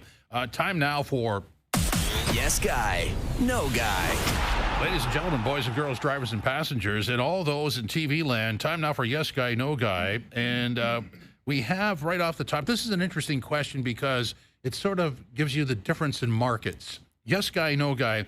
Isaac Howard will finish 2025, 2026, the next season guy, with more points than Easton Cowan. Did you mean Ike Howard? Yes. Then I say yes guy. Isn't that interesting? Because really, they're kind of the same prospect, aren't they? Same kind of prospect. I mean, it's interesting. You got the most decorated in some ways U.S. college player and Ike Howard, the reigning Hobie Baker Trophy winner, and you've got one of the most decorated junior players out of the CHL in Easton Cowan, who was the best player on the team that won the championship, the Memorial Cup. But I'm just, having just had that conversation with Tom Gazola out in Edmonton, the reason I would pick Howard if I had to bet on this, Howard's a year older. He's 21 and Cowan's 20, which is, in development, that means something, right? A year is a big deal. Well, also NCAA. Yeah, a year is a big deal. And the other reason is they're going to give Ike Howard, it looks like, an incredible opportunity out of the gate here. That's my point. Why aren't we not talking about Easton Cowan being in the top 6 in one of those two spots? He might be. That are open. But nobody seems to go there, do they? I've been saying it, like the easiest way for Brad to solve Brad Treliving's problem of a new top 6 forward that he doesn't have yet is for Easton Cowan to become that guy right out of the gate, right out of training camp. I think if you don't do that from the start, you almost dig yourself into or paint yourself into a corner. Well, he's got to become it though, Jim. Like you can't just give it to him. I'm not anointing him, but I want to see him there. Yeah. And much like I did with Nyes, you start him up top, you drop him down, and then. But I think you want to take a look at him there, don't you? Oh, he'll get a look. I'm sure he'll get a look in training camp and in preseason games, and he might even get a handful of regular season games, and he might get more than a handful if it goes well. But it looks to me like, Ike Howard had negotiating power, right? To choose to leave Tampa and sign with the Oilers, there was a negotiation there, as Tom pointed out. And it appears that part of that negotiation, although I'm sure it's a very fluid thing, is that we're going to give you a chance to play on the NHL roster right out of the gate. And guess what? Given your track record, we're going to give you a chance to play with some of our best players right out of the gate. Well, I mean, as soon as they acquired him and signed him, that was the word. He's going on that line. Yeah. And the Easton Cowan thing is no. Well, I don't know if it's a no. I wouldn't call it a no. I think he'll get opportunity. I think it's smart. Now, I would not anoint a 21-year-old kid as my first line left winger. I'm just sort of talking about the difference in marketplace. Yeah. Well, and how two guys who are quite similar in terms of their ceiling are viewed differently in two different marketplaces to some. Well, how about this? How about the difference in the leverage that a college kid has who had the ability to become a free agent and choose his destination if he so chose? Well, that's another piece of the file. Yeah. As to why that's probably, I'm not going to say a better route, but an interesting option. It's a good option if you want a little bit of power over your situation. And guess what? This could work out really well for Ike Howard, and it also could work out really well for Easton Cowan. And I think it should work out for both of them. Yeah, they're both really good players with really good motors but if I had to bet, I'd say, hey, the guy playing with McDavid might get more points. So you said yes, guy, and I agreed with the yes, guy. Now, to set up the next one, there's some talk about Mitch Marner's, the fact that he's from Toronto, sort of added to the criticism, hometown kid and playoff failure by the team. We have to underline that. So Ryan Reeves got into this. Let's take a listen. And Mitchie earned the right to go wherever he wants, and he's dedicated a lot of his career, his whole career to Toronto, and a hometown guy, and he's poured everything he had into it, and sometimes it's just time to move on. There's not much else to say about that. I'm happy for him. He deserved the contract he got. I wish him the best here for sure. Do you think he gets like unfair treatment from the fans? I mean, he's getting rocked pretty good by people. I mean, I think they can be a little ruthless to him. I guess just because he's the hometown guy, and sometimes fans want to point fingers at somebody. And but yeah, I think. Yeah, I think there's two sides to the fans in Toronto. I think there's the ones who just want to win so bad that they're willing to drag anybody through the dirt, and then there's just the loyal fans that just want to cheer on a good team. Unfortunately, there's a lot of fans there, right? So you get a lot of both. A lot of concerns, the best way to sum that up. So the yes guy, no guy question is, Mitch Marner's hometown heritage led to increased criticism from the fan base. Yes guy, no guy. That's a massive no guy. Yeah, I'm with you on that. Bigger. I mean, I don't see how that has anything to do with it. I mean, no guy. It's a big no guy. Thank you, JP. Play it louder. I couldn't play it any louder. No guy. There we okay. Yeah, yes guy. I like that. No guy. Big no guy. Look, that's a crazy argument to me. Like it's got nothing to do with where he's from. It's got nothing to do with anything to do with his address, his where he comes from, where he is now. It's got everything to do with, the acrimony in the contract negotiations that happened when he was with the Maple Leafs that led to him playing on a number that a lot of people didn't like for a core four that was overpriced, that hamstrung them from adding the pieces they needed to become a better team in the playoffs. And then it's also this, Jim. It's very simple. 3 numbers. In 18 games, 5, 6, and 7 in the playoffs, 0 goals, 6 assists, 6 points. Those 3 numbers, 0, 6, 6. Yep. Okay? That's what this is. It's about not performing when it matters. And that's why people were hard on him, because he was making money that suggested he should have performed when it mattered. That's the open and shut case. There's mean people out there that go way overboard. I understand that. But it's all about not coming through in games you needed to win. Well, and they didn't win them. And the sample size was large enough, more than large enough. That's 18 games. Yeah. I mean, it's not. Well, I'm talking about years. Well, yeah. 9 years. Yeah. Right. 9 years, 9 different chances. I mean, there were a few ups, but a lot of downs. There's just no way that you could, after that 9-year sample size, return to the scene of the crime with the core four. It's impossible. Well, they wanted to, Jim. I know. The team wanted to. I know, but it just doesn't make any sense. Well, you tell that to Brad Treliving. He wanted to re-sign Mitch Marner. It was Mitch Marner that decided not to re-sign in Toronto, not the Leafs. Well, we wish them well. Yes. Both sides of that. It was a tough view. Yes guy, no guy number 3. Major League Baseball should introduce a salary cap to increase parity in the league. I'm a no guy on this. Boy, we are in agreement. Are we? Yeah, salary cap is I understand it.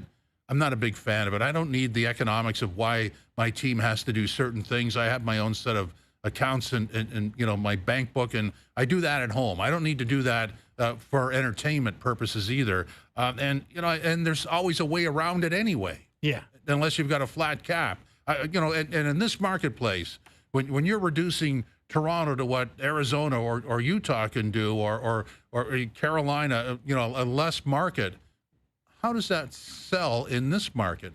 Maybe it's great over there, but it's not here. And the same for baseball. If you've got the Yankees and you've got the Dodgers, those 2 cities alone have their own set of economics that don't apply anywhere else in the world, really. Why do you want to reduce them? I'm with you. Look, the salary cap's a big reason why Mitch Marner got the blowback he got from making the money he felt he should make, right? The salary cap in the NBA right now, Jim, now that they've hardened the cap, it's not completely hard, but it's a lot harder than it used to be with this first apron, second apron system that no one wants to hear about, but every team is responding to.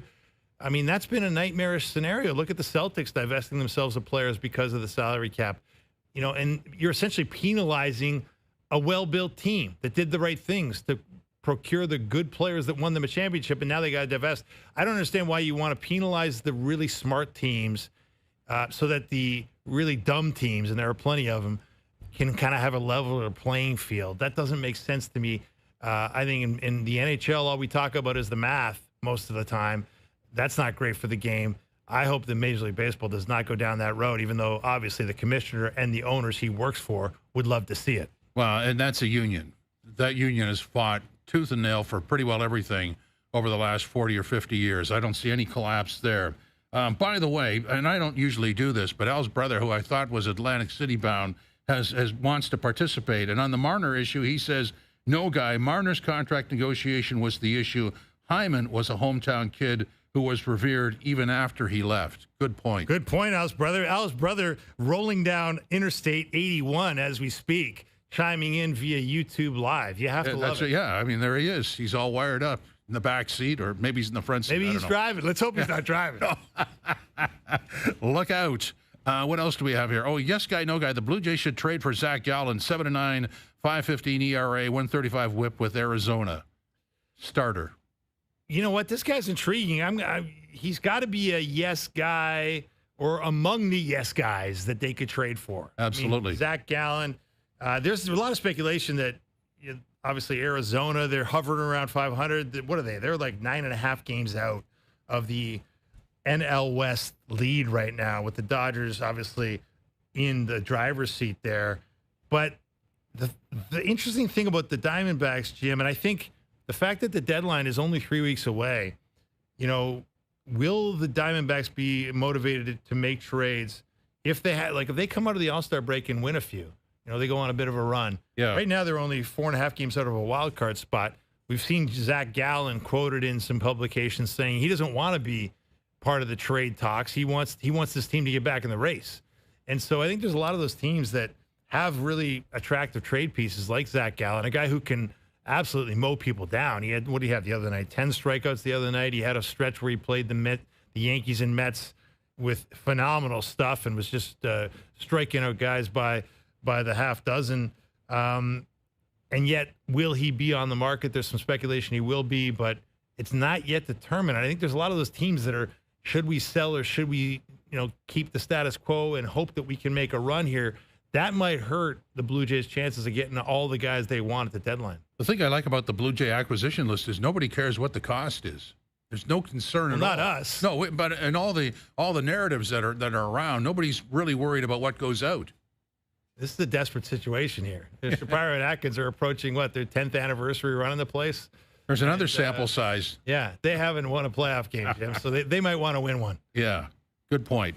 Yes, Guy, no, Guy, and this will be number 5. Despite the 1-4 start, the Argos will still make the CFL playoffs.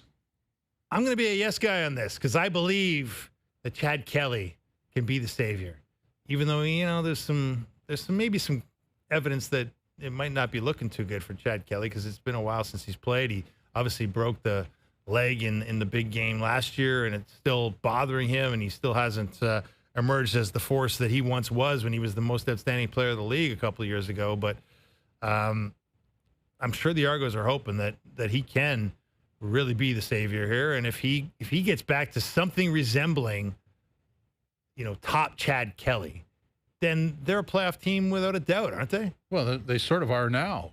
They're 1-4 with Ottawa. I mean, 3 get in unless there's a crossover. Yeah, the East is, Montreal is so far and away the best team in the East that you're really not too worried about a 1-4 record. Hamilton's 2-2. They're both, Ottawa and Toronto are both 1-4. I think maybe the better question would be the Argos could still finish second, which I'm going to say no, Guy, to. I think that's Hamilton's. Well, I mean, look, they're like, it's not exactly an insurmountable lead here. Hamilton's got 2 wins, Toronto has 1. So I just like the Cats. Do you? Well, Lawler is a great ad. Yeah. Boy. Yeah, and look, the Argos are. It's not just about the quarterback, right? Like obviously they've reconstructed the defense and it's been having some problems. Like they've given up more points than anybody in the league right now. Albeit it's not, it's early in the season, but that's not a great start to the year when you've kind of reconstructed your defense. But if they can kind of find some semblance of form on the defensive side of the ball and Chad Kelly gets back, I like their chances. Yes, Guy, no, Guy, number 6. The Leafs should be aggressive buyers for a top 6 forward. I'm a yes guy. I don't see why you wouldn't be. Now, what are they going to trade for one is the question. Would Easton Cowan be part of that? Like, we've been talking about, could Easton Cowan be that top 6 forward? What are the chances of that? This is where you have to rely on your instinct as a management group, and you have to make that call about, can this kid help us now, or is the best route to sell this kid and find somebody that can help us now. Maybe there's another route, an in-between route there where they, part with whatever else they have, a meager list of assets right now for a team that's been throwing first-round draft picks out the window for quite some time and doesn't exactly have the most robust prospect pool in the game after Fraser Minton went out the door last year at the deadline. So I don't know. How do you see it, Jim? Do you like the aggressive buying? Or is it more like... I dispute the word aggressive. Okay. I think they should be pursuing, but I wouldn't... all the chips don't go into the middle of the table for me. If it's there, it's there. You've got some time. You've got cap space. You've got time. So it wouldn't be like, you have to have this guy by September 1st. I wouldn't do that. Okay. I like that. I want to see Easton Cowan, too. I want to see what we have there. I agree. That the easiest route to a good top 6 forward would be if they got one in-house in Mr. Cowan. Yeah. I mean, they've traded enough prospects away. Maybe time to live and die with one. Not unless he can play. I don't want to. He's only sticking around for me if he's not a prospect. He's a pro. Okay, I agree with that. We'll step out, come back, and refresh, if you will. This OverDrive continues live on YouTube with Al's brother watching. TSN 1050, TSN 4.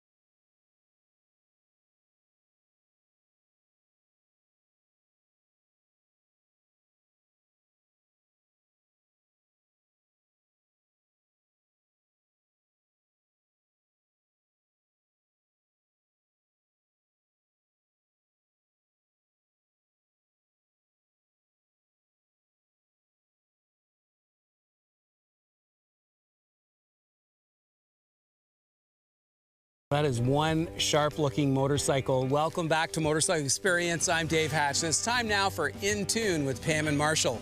This week, the guys are discussing what to take along on your next long-distance haul.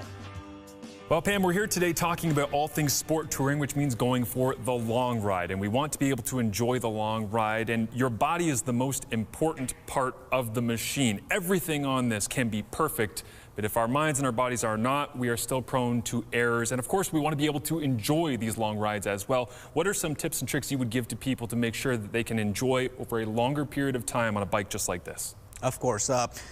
Hydration is very important, obviously. And when you're going on a long ride like this, what I would consider is pack water for the day. If you think you're going to need 3 liters, pack 3 liters. That way you're not relying on finding water along the route, because once you get thirsty, it's too late. You're already dehydrated.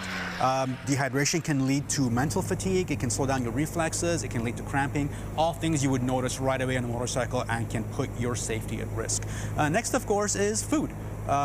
I try to avoid, on days when I'm going to be on a motorcycle a lot, I try to avoid a lot of diuretics and salty foods that would dehydrate you. So I don't drink a lot of coffee. I avoid salty snacks. I try to focus on foods that release energy slowly. grains, fruit, things like that, that don't give you a sudden sugar rush, but will keep your energy up over the course of the day. And it's great because there are plenty of healthy alternatives to what we typically, I have to get my day going and I'm going to go grab a breakfast wrap, right? Which is heavy and meaty and all the rest. Is you can find some of those things. Now, in terms of packing as well, when you're bringing the food along with you, what would you suggest? Because sometimes the smaller things, you can find some of those almost cheat codes of this might only be, you know, a small pack of almonds, but it's going to fuel me for 2 hours when I'm out there on the ride. Of course, be smart. So space is limited, pack smart, and instead of having one large meal in the morning, a heavy lunch over the course of the day, space it out. This will also encourage you to stop and rest, stretch your legs a little bit. You know, you might run into some traffic, you might, you know, lose track of time. So spacing your meals out like that also encourages you to stop, enjoy the scenery. Like you said, have that pack of peanuts or almonds, get some energy back in your system, and continue your day. And there's nothing wrong with stopping and enjoying the view while you have a snack as well, which leads me to the idea of how do we know when to actually stop, when our mind starts to wander, when we miss a turn, when we just don't feel quite like ourselves. Those are probably some red flags that people should be looking at and thinking, I might need to take a little bit of time here, because we always want to get to the end point, but the whole joy in this is the ride, and you want to make sure you're enjoying it as much as possible. Of course, monitor yourself, just like you would your bike, and be honest with yourself. If I start getting a little bit fatigued, if I start getting cramped up, I'm fidgeting on the bike, I'm done. I should stop, 10, 15, 20-minute break, have a drink of water, have a light snack, and then gauge how you feel and get back on the bike. Mental fatigue can really slow down your reflexes, so it's important to monitor that and be honest with yourself. Yep, good decision making on the bike, of course, is all about making sure the body feels perfect. Pam, thank you for the information. Thank you.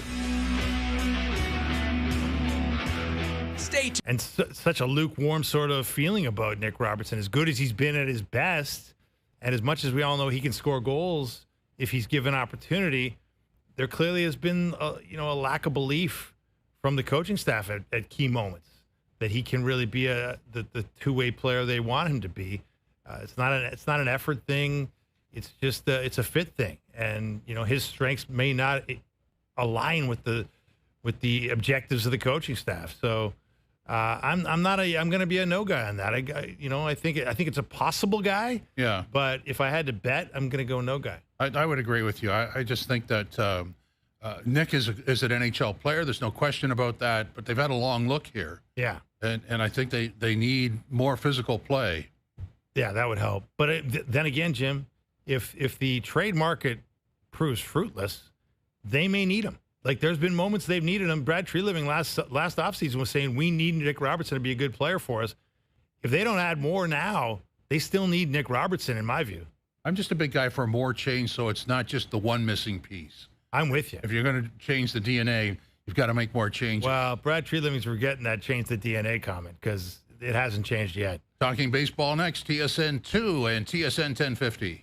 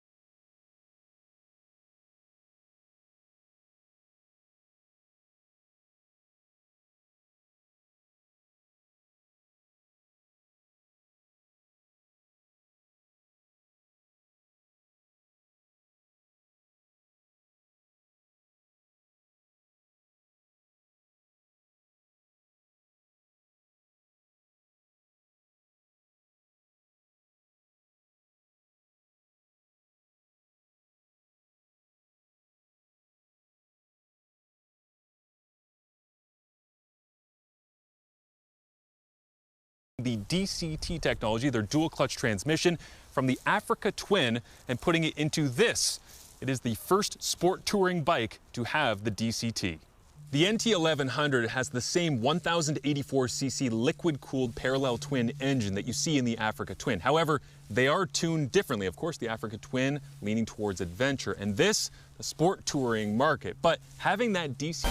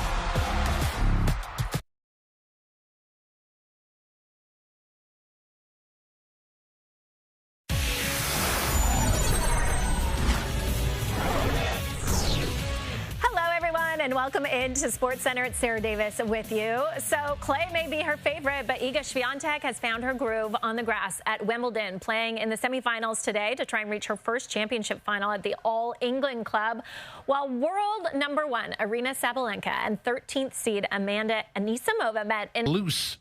Along with your name and city to 105050. Next Monday, first up, we'll be calling one listener with a VIP package, including seats in a covered suite located on trackside at turn 11, food and beverage, access to the IndyCar paddock. You get up close to the teams, cars, and drivers, and, of course, the obligatory standard message rates apply. Full details at tsn1050.ca. They'll be off and racing next week. Love it. Which means the Lakeshore, not accessible. Yeah, that's a downside. Yeah. But I'll tell you what, man, if you haven't had paddock access at a big-time motor race before, bring the earplugs. Bring the earplugs for sure if you're sensitive, even if you're not. I think I'm probably half deaf because I've been in the paddock quite a bit over the years. Exactly. But it's so much fun, man. It's like there's one thing to watch racing on TV. There's another thing to be up close to it, and being up close gives you a whole different feeling for the speed and the noise and the power. I don't know where you are because you cover a lot of stuff. For me, it was we used to do at Global the Indy races in Toronto, Edmonton, Vancouver, and Montreal, and I loved each one of them because they were different entities. City races. Yeah, they were different, but obviously different cities. But what I liked about it was you show up on Thursday and we start a little bit. Friday get a little more serious. Saturday very serious. Sunday the race, and then it's over. Like 4 days. Quite a build. Quite a build. Did they ever jam you in the back seat of that two-seater car? No. I regretfully I did not do that, but I know you did. I did. That was fun. That was wild, man. I've never gone so fast in my life outside of an airplane. And going down that Lakeshore Strip at whatever they go at, close to 300K, I believe. And a quick downshift. Yeah, quick downshift, and it makes you feel the contents of certain body parts. I'll tell you. You know what you had for various meals. Yeah. Did they prep you on that? Oh yeah. Do not have a burger before entering the cockpit. Yeah, it was a little bit ugly for me. It was a little bit ugly for me, but I thoroughly enjoyed the ugliness. It was a thrill ride. It's quite different from what we're used to with the major pro sports, team sports, and that's a team too. But everything happens so fast. It's crazy, man. Like I don't know how these guys do it. I really don't. It would be it's one thing to ride in the car, to actually drive the thing. Oh, the timing. I mean, especially on that one, because if you think of coming out of the straight and into the corner that gets you onto the lakeshore. That's an interesting bit of downshifting. Then you shift up to go along the lakeshore, and then coming off that's a severe downshift. And I mean, just being able to and the other trick with the Toronto track is concrete and asphalt. Yeah, a lot of bumps. And those cars ride so low. The seats are not padded, Jim. These are just like raw fiberglass seats. Well, first of all, the driver has to be really, really tight, really in great condition, and just mentally sharp. And you've just got you're dragging your rear end along Lakeshore, and when there's a bump, you feel it. It's incredibly taxing, and that's a couple. I think we got taken around for one lap. These guys are doing a whole afternoon of that. Well, that's 4 days of it too, right? Yeah. That's a tough. Let's just say it's a rough ride. So the Jays are off today and off to Sacramento to take on the Oakland A's. Scherzer, Gausman, and Barrios are the listed starters at this point. I mean, I would assume that they follow suit, but Bassett wants to get in there and help out. Yeah, well, and you don't know what you're going to get from Scherzer, right? Given where he's been this season. 4 or 5. He's looked good. He has at times, yeah, for sure. There's just a bit of a wild card in terms of his health and how that thumb's going to feel on any given day. But yeah, going to a Sacramento minor league park to face the Athletics is a good antidote to whatever ails you, I think. This is a pretty good setup for the Blue Jays coming into the All-Star break. So let's get more on what the Jays are up to. Chris Rose is here, host of Baseball Today. Chris, welcome. How are you? Doing great. How are you? We're sort of apprehensive, I guess. The Jays have been on this nice roll. It ended yesterday. Have you sort of recast the Jays based on that winning streak? Yeah, I don't know how you can. I mean, I'm shocked. I said, at the end of May, I thought that the Yankees are going to run away with it. I did not see anybody else getting close. For the previous 2 years, I think the Jays were my World Series representative from the American League, so I wasn't going to go down that route any longer. And it wasn't that they didn't have good players. I just thought for whatever reason, this mix of guys, not that they're bad guys, they're good guys. It didn't seem to be working. And now you're getting, the bottom third of the lineup has been ridiculous when they've got guys that are a little bit banged up. Eric Lauer, I didn't even know he was back in the league until he started winning. I was like, what is going on here? And so they've put it together, and good for them. We'll see if they're going to be a buyer in a couple of weeks. And this is going to be, hopefully for Toronto fans, a really memorable last 3 months of the season. Hey, Chris, a lot of eyeballs, popped out of sockets yesterday afternoon when the Blue Jays released their lineup, and they were resting Alejandro Kirk. They were resting Ernie Clement. They were resting George Springer. Davis Schneider did not start. And yet they had a day off today, and then 3 more games and then an All-Star break. What did that say to you about maybe their concerns about, fatigue and the long grind of the season? Yeah, I mean, you'll see a lot of teams do this where they're going to give guys multiple days off using I think they had a day game yesterday, if I'm not mistaken. Yeah, that's right. Chicago. Yep. So where you kind of give them that day off after a night game, and then you're going to travel to the West Coast to play the A's. Yes, it's an off day, but still, it's been a long half. You're talking about 90-plus games for every team. And I know people will say, well, hold on, they're about to have 3 or 4 days off. Yeah, but these guys are dog-tired. If you spend any time around a major league team at the beginning of July, everybody's tongue is hanging out. They're like, when can we get to the middle of July already? So that extra time, you can't read anything into it other than let's just play the long game here. Yes, a double-digit winning streak is awesome, but let's look at where we are, 6 to 8 weeks from now. And let's just make sure everybody is as rested and as healthy as they can be, particularly with Alejandro Kirk. I mean, he's going to have short time off because he's going to Atlanta. I'm curious about the chemistry thing. I mean, a collection of players that somehow come together. We expect that in other sports. For a baseball team to have that, and literally guys that have been called up from Buffalo, the first game that they make a major contribution and keep going. What's that worth for you? Well, it's hard to explain. All I can tell you is, I don't know if you remember, but I'm a Cleveland guy, and I actually saw the Guardians in Chicago a week ago today. And I talked with a couple of the guys. For the most part, it's not entirely true, but there are a lot of the same guys that made it to Game 5 of the ALCS there that are on this roster. And I caught them in the midst of a 10-game losing streak. And so I said, what is going on here? It's not like good guys turn to bad guys in 1 year. That's not what happened. And he said, no, but they couldn't put their finger on it, but it's more of a feel than anything else that with that particular team, they've got so many young guys that are still trying to prove their worth at the major league level that when things start going south, they don't have that security blanket to fall back on. The Jays are in an entirely different situation, right?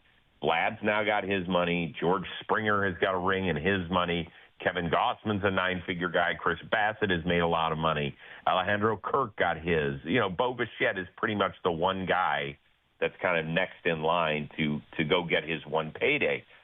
So it was hard to figure out why this team couldn't come together. And by all indications, and I spent a day with them when they were out in Anaheim, good dudes. The clubhouse seemed fine. I talked to people behind the scenes. Like, everybody was getting along okay.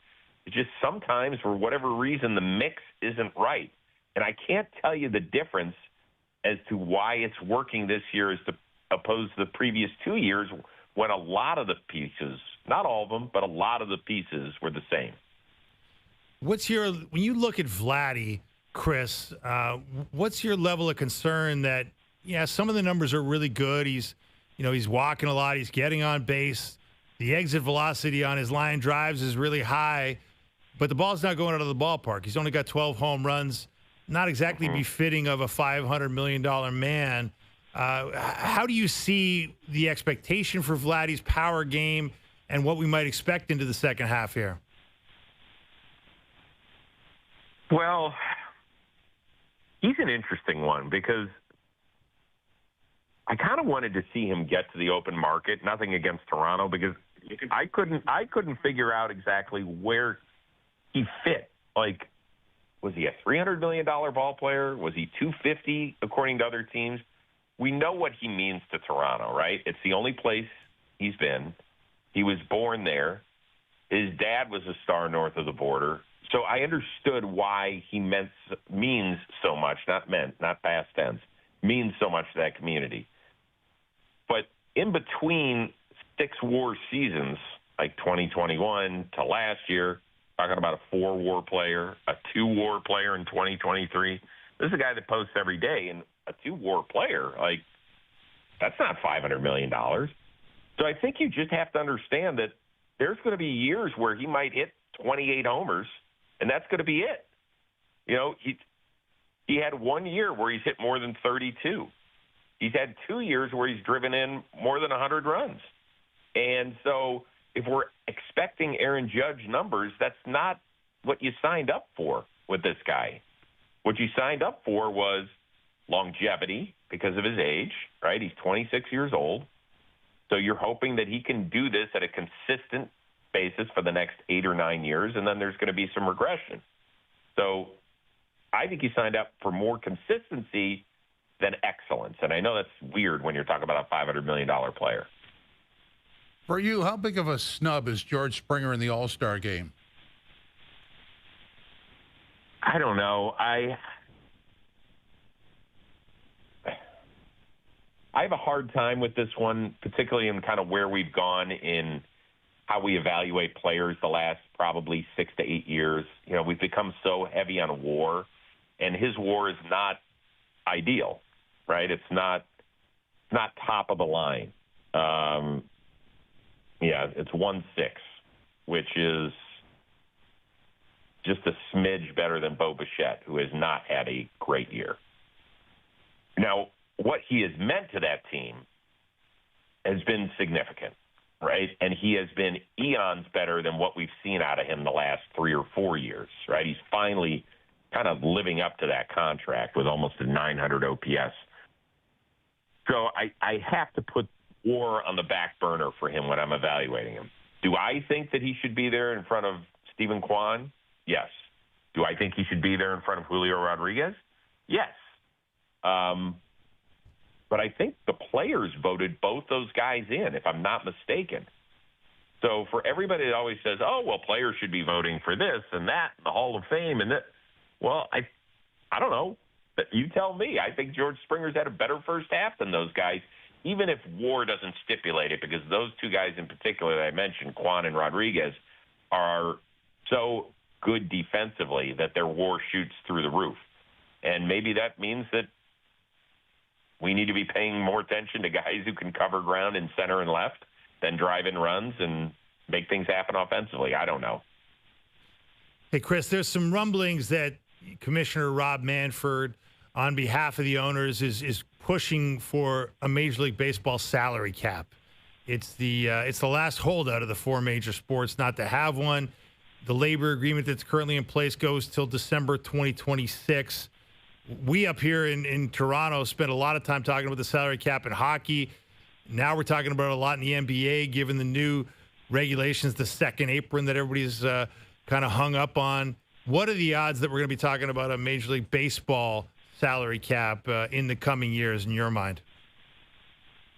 Well, if we are, it means that there's probably going to be a work stoppage, which would suck. And there's no other way. I'm not going to decorate this with nice, sweet, cool, fancy words. It would suck. And that's speaking as a guy who's covered the sport for 30 years, but more importantly, as a baseball fan. I don't see it happening without a major, major fight on their hands. For 50 years, it hasn't happened. And since the reserve clause came in, and it's just not. I mean, you talk to any baseball player, there's not one of them who's going to be like, yeah, you know what, I'd be willing to listen to that. You're just not going to find it. So at the end of the day, this sport could come to a grinding halt. I sure as heck hope it doesn't. That's not where we're headed. Cannot take that right now. There's too much good young talent, and we've made such great strides. If we do it again, God, I can't even think. Guys, you're ruining a perfectly good afternoon. Yeah, well, okay. I'm sorry about that, Chris. But, I mean, it is an issue. And I'm wondering, is there an argument to be made from a fan perspective? Forget the players and forget the owners who are rich and probably get richer. But is there an argument to be made from a fan perspective that, this would ensure parity? Well, it would ensure parity if you put a floor on it, too, right? I mean, this isn't going to turn into the Cleveland interview, but my team is bottom 5 in payroll. They were in the ALCS last year, and they cut payroll. Yeah. And how does that sit with us? Terribly. So what are we going to do? Are we going to make it max out at 220, but there's a floor of 125 per team? That's not going to happen either. You're going to get fighters. You're going to get owners fighting owners. It feels like we're too far down this road to have that incorporated. And do I think it would be good for the game? Yes. I mean, Colorado was eliminated the first 3 days of the season. Pittsburgh's talking about trading Paul Skeens because they know they won't be able to compete with him over the next 4 years before he becomes a free agent. That's horrible for the sport. That's not the way it works in the NFL. It's just whether or not you have enough smart people in your organization to put it all together. That's not the case in this sport. Sometimes the smartest people work for the smallest market teams. And that's the way that Cleveland every couple of years, Tampa Bay virtually every year, stick around and make it interesting come October. Milwaukee as well. Chris, as the trade deadline is 3 weeks today, so if you had a Blue Jay wish list, how long would it be, and what's a minimum acquisition for them? I wouldn't mind a back-end starter, a guy that I can rely on every 5 days to be out there. They've dealt with both Francis and Scherzer having injuries this year. And, every team can use a bullpen arm. Hoffman's been great with the exception of May. I really think that he's been exactly what you're looking for.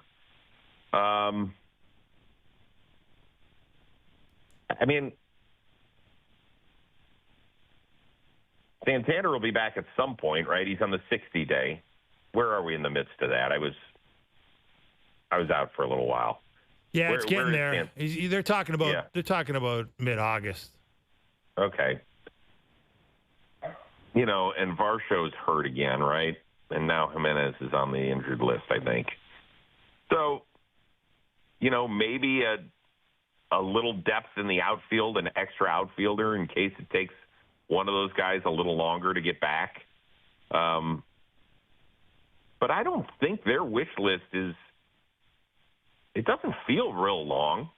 Does it to you? Well, would you add a backup catcher? Because, there's a lot of pressure on Kirk to stay healthy and deliver. Yeah, but Heineman's played well, hasn't he? Yeah, he's been good. So, you're talking about Alejandro Kirk's going to play back there 75% of the time. And he's great. So every team in this league, like the Padres would love a catcher, the Giants would love a catcher. I'm talking about a starting guy, and here you are mentioning about a backup catcher. It makes me laugh a little bit. Like, you know what? We call that good living, guys. Yeah. That's good living. If we're talking about the backup catcher situation. Yeah, no doubt about it. No doubt about it. I'd like about 6 new hitters in my everyday lineup. Can you loan a few? That'd be helpful. All right, Chris. So you see those Detroit Tigers a lot. We're trying to make sense of a big part of how big the Jays should go in the trade deadline shopping list is about how realistic is it to win this American League, which seems somewhat open right now with the Yankees not good, being good but not great, with the Red Sox having their struggles, with the Astros good, not great.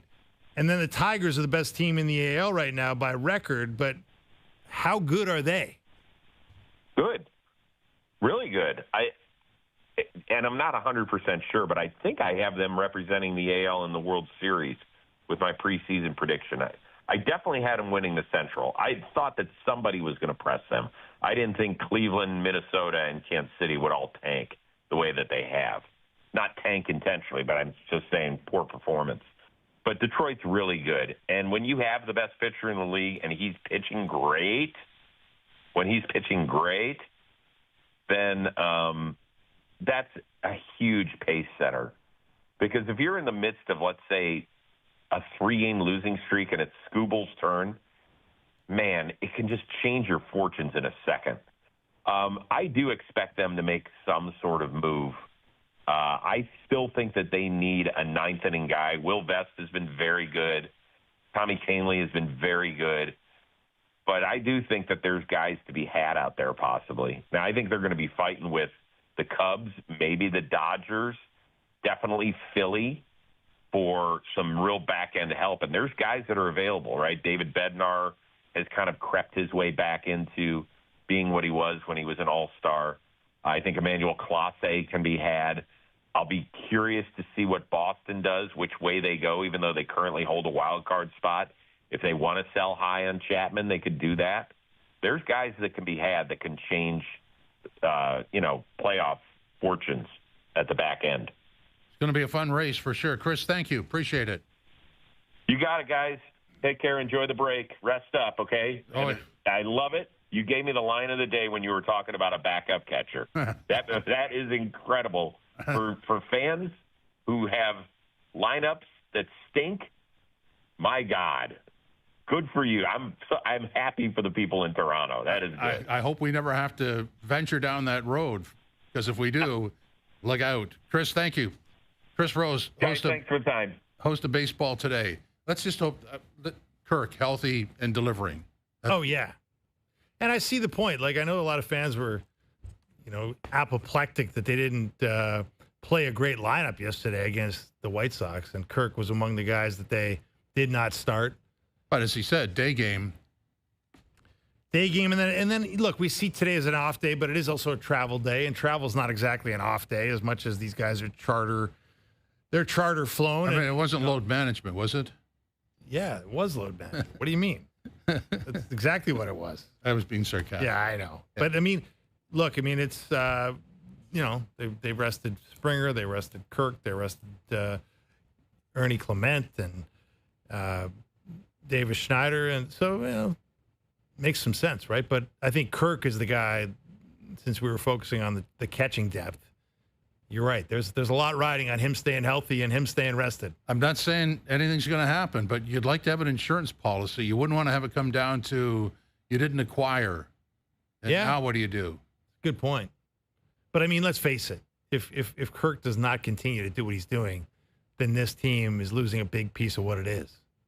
I think you could say that for a lot of people. Yeah. I mean, it's an ensemble cast. It's not one guy at any particular time. It's a group of guys. Right. But in terms of, if you lose an outfielder, there's other outfielders. Yeah. You lose that catcher, there's not a replacement right now.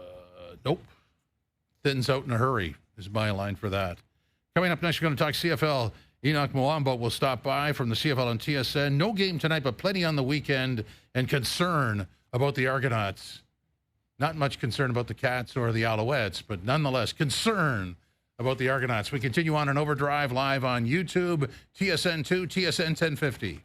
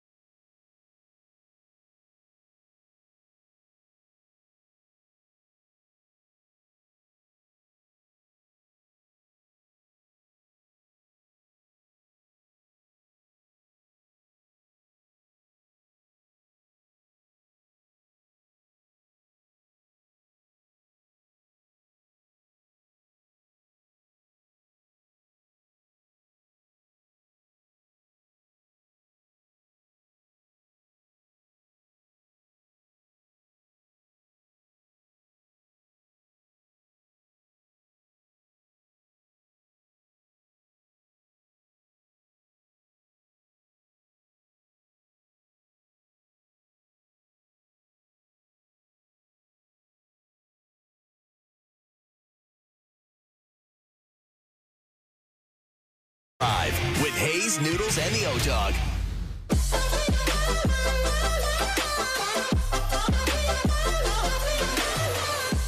Welcome back. Final half hour on a Thursday. Jim Taddy, Dave Feschuk from the Toronto Star, subbing today and tomorrow. CFL action, none tonight. Tomorrow night, it'll be Calgary in Saskatchewan. The Riders are 4-0. Saturday, Ottawa in Hamilton against the Ticats. Ottawa 1-4, Ticats 2-2. And Sunday at 7 o'clock, BC in Edmonton against the Elks. Lions 2-3. The Elks 1-3. And in terms of the overall standings, the Riders are the story here. No question about that at 4-0. Didn't know that they'd get there. And Montreal sits at 3-2. So is Henoc with us now? Is he there? Yeah, you're there. Okay. Henoc Muamba is here from CFL and TSN, the panel. Henoc, how are you? I'm doing very well. Thank you for having me. Our pleasure. So Saskatchewan at 4-0. How much of a surprise is that? You know what? I kind of had an idea that they were going to be successful this year. Felt like they had a great season last year, and I had personal experiences with Corey Mace as a coach already, and I was a huge fan of his when he was my defensive coordinator in Toronto. As a matter of fact, I used to always tell him, Coach, it's only a matter of time till you become a head coach. And sure enough, he did. And, you talk to anybody in Saskatchewan, you can hear and you can see how you fall in love with him. It's so easy to fall in love with him, and it's easy to play for a guy like him. And you see how he changes the culture. And you look at last year, they went and lost in a Western in the Western Finals actually, and you just know that they're going to take strides forward. They kept practically the same team, and Trevor Harris comes back, and AJ Olette goes through this whole transformation, and you know that they're going to be pretty good just because, again, the continuity plays a huge role. So it doesn't surprise me too much. When you look at the Argos, Henoc, they've struggled out of the gate here, 1-4, and there's an expectation that things will get better when they get Chad Kelly back and healthy. But talk about this team. Obviously, it's more than just the quarterback. They've had some serious changes on the defensive side of the ball too. Do you see Kelly's eventual return as something that could be a turning point, or is there more that ails the Argos that may hold them back this season?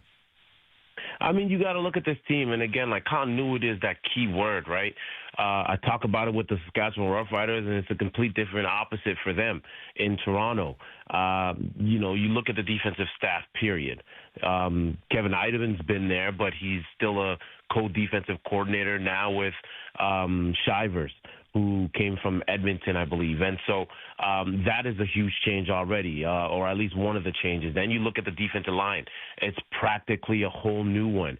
The whole defensive line in Toronto from last year went all the way to Edmonton. And so there's a lot of changes on the defensive side of the ball. And then on top of that, I haven't even talked about the offense yet, but even on top of that, you also lose your pillar on defense, the one constant you were supposed to have in Witten McManus. So that's extremely challenging to overcome. Then, yes, to your point, Chad Kelly not being there absolutely hurts as well. So you say, well, Henoc, Nick Arbuckle was the starting quarterback at the Grey Cup last year, yes, but he was a starting quarterback practically for a different team, really. And that's the challenge that it is when you're looking from the outside in. You see the same jerseys, the same name, and they practice from the same building and the same head coach and all of that, but it's a different team. You just got to realize that. I talked about it at length last year when Nick Arbuckle took over the team at the end of the year there. He took over a team that was extremely defensive dominant. I mean, they were extremely dominant from the defensive side of the ball. And, again, not to take anything away from Nick, but he didn't have to do too much from a quarterback perspective. He came in and he didn't have to be a hero in the Grey Cup. And then they ended up dominating on defense and playing extremely well as well, and didn't cause any turnovers on offense. So they were able to win the Grey Cup. So now you look at this team right now, they're a different team, guys. And you think about the fact that when a new coach enters into his first season with a new team, we often give him grace, give him a little bit of grace because, hey, look, it's a new environment for him because it's a new team. They got to get acclimated and whatnot. Well, guess what, guys? I'm not asking for grace necessarily, but I'm telling you guys that it's a similar situation from the standpoint that it is really a new team without Chad Kelly, with McManus, and the continuity that you thought you would have on defense. Well, a lot of times in sports we talk about the next man up, and that's totally relevant. But you have to have the right people in the right place. And a good example of that is Hamilton. They had Lawler, and suddenly Bo Levi Mitchell looks young again. Exactly. I mean, that combination was amazing, and you got to give credit to Ted Gavaya. Ted Gavaya, who comes from Winnipeg, he's a guy that would have had a lot of experience with, Kenny Lawler over the years. He was on the staff, and so he knows Kenny very well. And he's seen him, how he works, and obviously the impact that he has on the team that was in Winnipeg. So, he comes out here, his first order of business is, hey, I have a gunslinger in Bo Levi Mitchell. Why would I not pair him with the best receiver that I know from experience and seeing myself?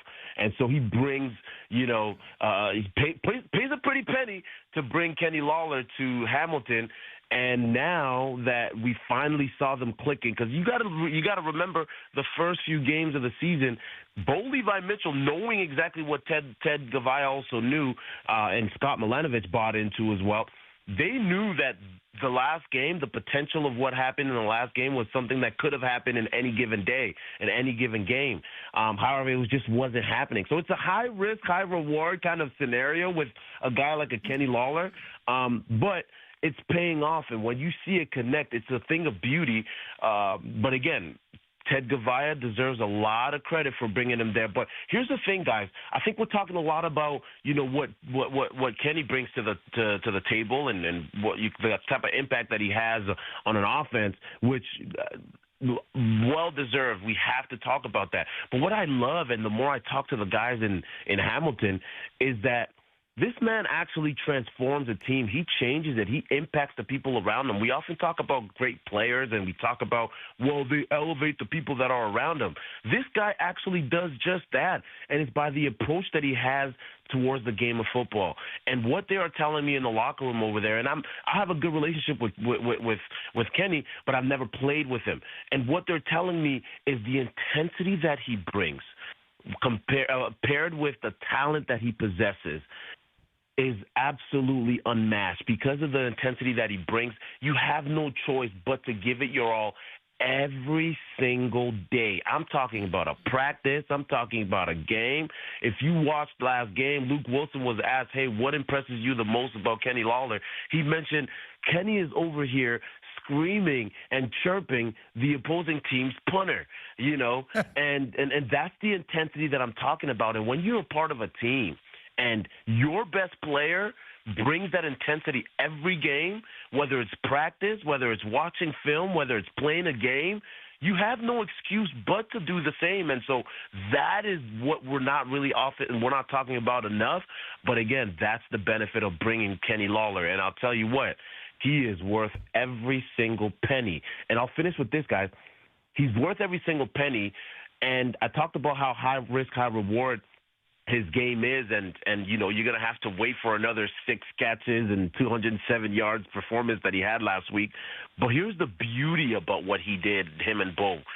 He now sent a message out to the rest of the league. Now you come into the game. I don't know why Toronto didn't start double teaming and triple teaming after the third catch at least, but they sent a message to the whole league. Now you're playing against the Hamilton Tiger Cats. You know that this is a potential, and they are going to get so much more attention. But they're going to give so much more attention to Kenny Lawler, whoever it is. But while they do that, now it opens up the door for the Tim Whites, for the Shamar Bridges and Keandre Smiths and everybody else to actually step in, and even opens up the ability to have a balanced attack with a good running game and Greg Bell's involvement. And so that is the beauty of Kenny Lawler. You do this one time, and now everybody has that fear, and they'll remember this game for the rest of the season, and that's how it helps the Hamilton Tiger Cats. And he doesn't have to repeat that performance, but he can do it anytime that he plays the game. Yeah, I love that, Henoc. Speaking of intensity, there was some intensity after the game on Saturday after the Lions recorded a walk-off win at Montreal, and then they had a walk-off brawl heading into the tunnel, and the league suspended the Lions defensive lineman Kamoko Toure for one game for his role in what they said was inciting it. What did you make of that situation, Henoc? And in all your years of football, what's your best memory of a brawl or worst memory of a brawl that you were a part of? Listen, I mean, 2021 Eastern Finals against the Hamilton Tiger Cats in Toronto. I don't know if you guys remember that one. Oh, yeah. We had teammates that crossed over and started fighting fans, and fans were swinging. It was Hamilton Tiger Cats fans, so I remember that. And I've been a part. It's football, and if you ever been a part of a football team, in training camp at some point or another, I've been a part of a bunch of teams where guys go, "Hey guys, it's been kind of calm now. We gotta start a fight on defense." Now, when it happens, I kid you not, this happens every training camp, and it happens, but that's more for the sake of motivating and creating a spark when, especially on the days that things are coming a little bit repetitive during training camp. But when you talk about having things like this occur in a game, there's no space for this. There's no room for this in our game, and it comes down to the discipline that you must possess as a team, and the leadership that you have to have in the locker room as well. So it's great to have all these emotions, but it's also it's better to be able to control them. And so you want to have guys that have differences, different ways of dealing with different things, and that's what makes up a great team, where not everybody is on the same page necessarily, or not necessarily the same page, but not everybody is the same type of individual. However, I'm not a huge fan of the extracurriculars in football, and you can talk your trash if you need to and if you want to, but post game, you gotta win with humility and lose with grace as well. So the league took action, and there were multiple fines that were handed out, as well as the suspension that you mentioned. It would be impossible to keep everything in check with an Argo Ticats playoff game. I mean, has that ever happened?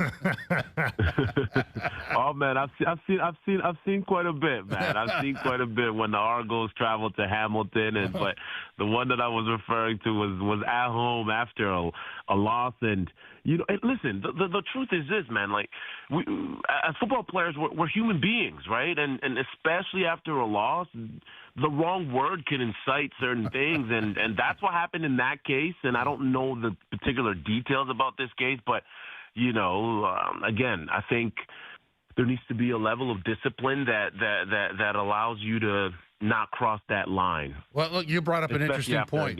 You brought up an interesting point. No athlete likes to lose. Losing dressing room is a morose place to be, but there's no bigger crash for me than a football loss. There's a lot of emotion there. So much, so many emotions, and man, football is a beautiful game, guys. I tell you guys, I'm not trying to be biased. I played multiple sports.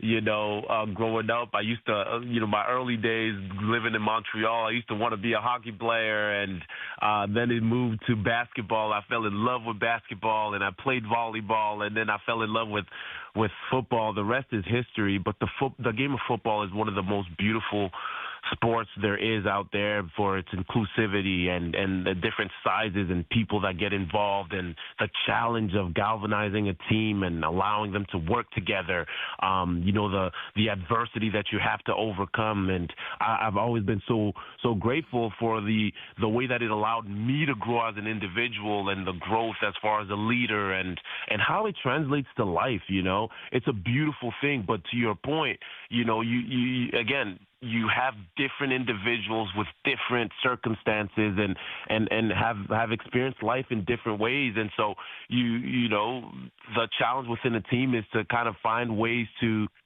work together as one, and to win as many games as possible until you're able to hoist the trophy at the end of it all. However, yes, those challenges do occur, and it's like, okay, I'm in the locker room now. Who is going to be the leader to step up, to put things into perspective so that we can learn as much as we can from the game that we just played, especially when you lose, right? And I'll tell you this. You talk about the challenges. Sorry to make it so philosophical, but you talk about the challenges of being in the locker room after a loss, in a football locker room after a loss. But one of the things that I learned is that, you know, it's harder to learn the lessons that you need to learn when you win, right? Because you feel like, okay, well, we got the win.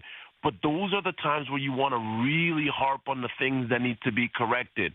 And so, again, I love football for more than just the experiences it gave me and the life and the ability to you know, make some money for myself. It's so much deeper than that. So, yeah, for the football, it's a beautiful thing. It's a beautiful game. Hey, never apologize for getting philosophical, Henoc. It's great to hear. Great to hear. Let me ask you this one, a bit of a hypothetical that was brought up by Davante Adams the other day on the Dan Patrick Show. He was talking about LeBron James, and you were talking about yourself being a multi-sport athlete who delved into basketball. Davante Adams was making the case that if LeBron James would have chose football, and he did play some high school football, that LeBron would have been, to quote Davante, one of the great wide receivers or tight ends of all time. What do you make of that? I mean, it's hard to go against it. The man has been playing for, you know, over 20 years now and is still at the top of the NBA and is one of the most competitive guys. And, you know, he's extremely, that D word, discipline, comes back into it. You know, the reason why he's still as relevant as he's been over the last, you know, 2 decades is because of the discipline that he has within his own you know, his life and how he approaches the game and how he respects the game, and he is a student of the game. I don't doubt it at all. It's really hard to go against that. And I know we're talking about hypotheticals, but, you know, you talk about the durability that he possesses and, you know, the physicality, and that's basketball physicality, because that's 2 different things. If he had the football mindset, I think he would have been, a different level of physical. So, you know, it's hard to go against that. You know, the man, you have to respect the body of work that he's put together on the basketball court, and you know, we can only sit here and appreciate the fact that this could have been a possibility, and if it was, yes, we would have probably still been talking to him. Definitely, probably not 2 decades long of a career in football, but for sure a long one as well. Hey, thanks very much for stopping by. And just between you and me, you're new to this, but you're doing a great job. I truly appreciate this, guys. Oh, fantastic. Outstanding. Yeah. Henoc Muamba from the CFL on TSN panel, and animated and well-spoken, and does a great job. Coming up next, Best Bets as OverDrive concludes on TSN2, live on YouTube and TSN 1050.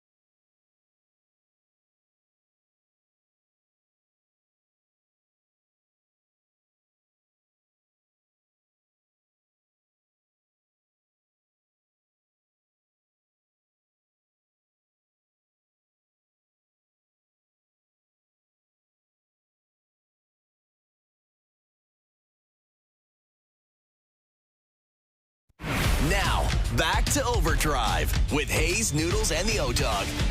Just watch me dance. All right, final segment for a Thursday. We'll get into some Summer League basketball very shortly, but right now, today's best bets are powered by FanDuel. Make your picks and assemble a same-game parlay in seconds on the FanDuel Sportsbook app. Cameron, take us away. Well, Jim, first thing what we're going to do is we're going to head to the Braves and Athletics. We're going to bet the under. JP Sears, Spencer Strider. I don't see how this one got to 10.5. The back in the Strider starts, he's been pretty solid, and same with Sears in his last couple. We're going to the Guardians. We had Chris Rose on. I'm feeling good. Guardians money line. And lastly, Red Sox money line. They've been on a tear. Parlay those together.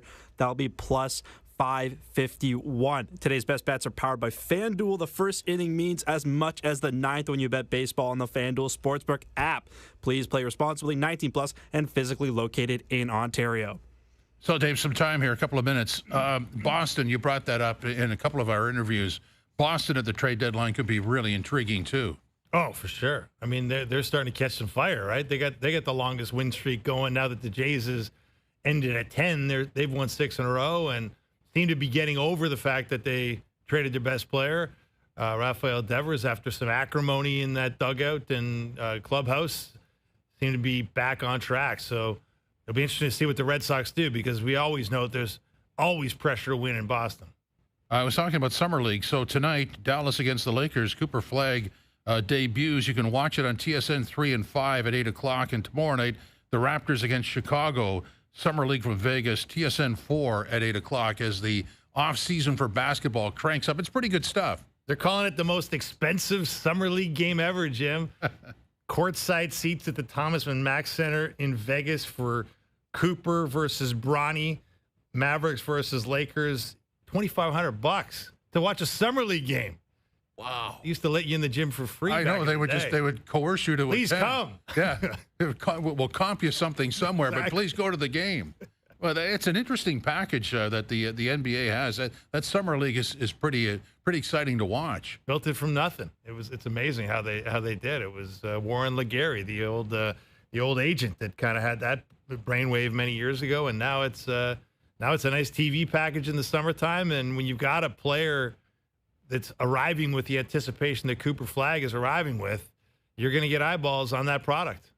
Good look at some young Raptors as well tomorrow night on TSN 4. And again, I go back to the catching depth. I just pray that the Tat Man is in left field in this one. But Blue Jay history has shown us that freak injuries have cost the team over the years at the weirdest time. You better touch wood when you say that. Yeah, I am. Look, are you wishing? No, I'm not. Don't wish it into existence. I want to be totally wrong on that. Okay, don't speak it into existence. I think is the phrase. That's right. I put it out in the universe, but in a negative fashion. So that's right. You're hoping against it, and as we all should. But you're right. Hey, there's a reason why everybody buys insurance, right? That's and right. Jay's got to think that way a little bit. And insurance is great until you need it. Exactly. Yeah. Expensive, though. It is expensive, but nonetheless, if you don't have it, it's even more expensive. Very true. Yeah, so Jay's in Sacramento against the A's. Not tonight. The A's are actually busy tonight, so maybe it's a good weekend for them. Like a throwback to the pandemic days, playing in a minor league ballpark. Isn't it something? It's not the Mullet Arena. No. Probably worse, actually. 9,000 seater or something like that. I don't know. We'll leave on that. It's small. We're back tomorrow at 4.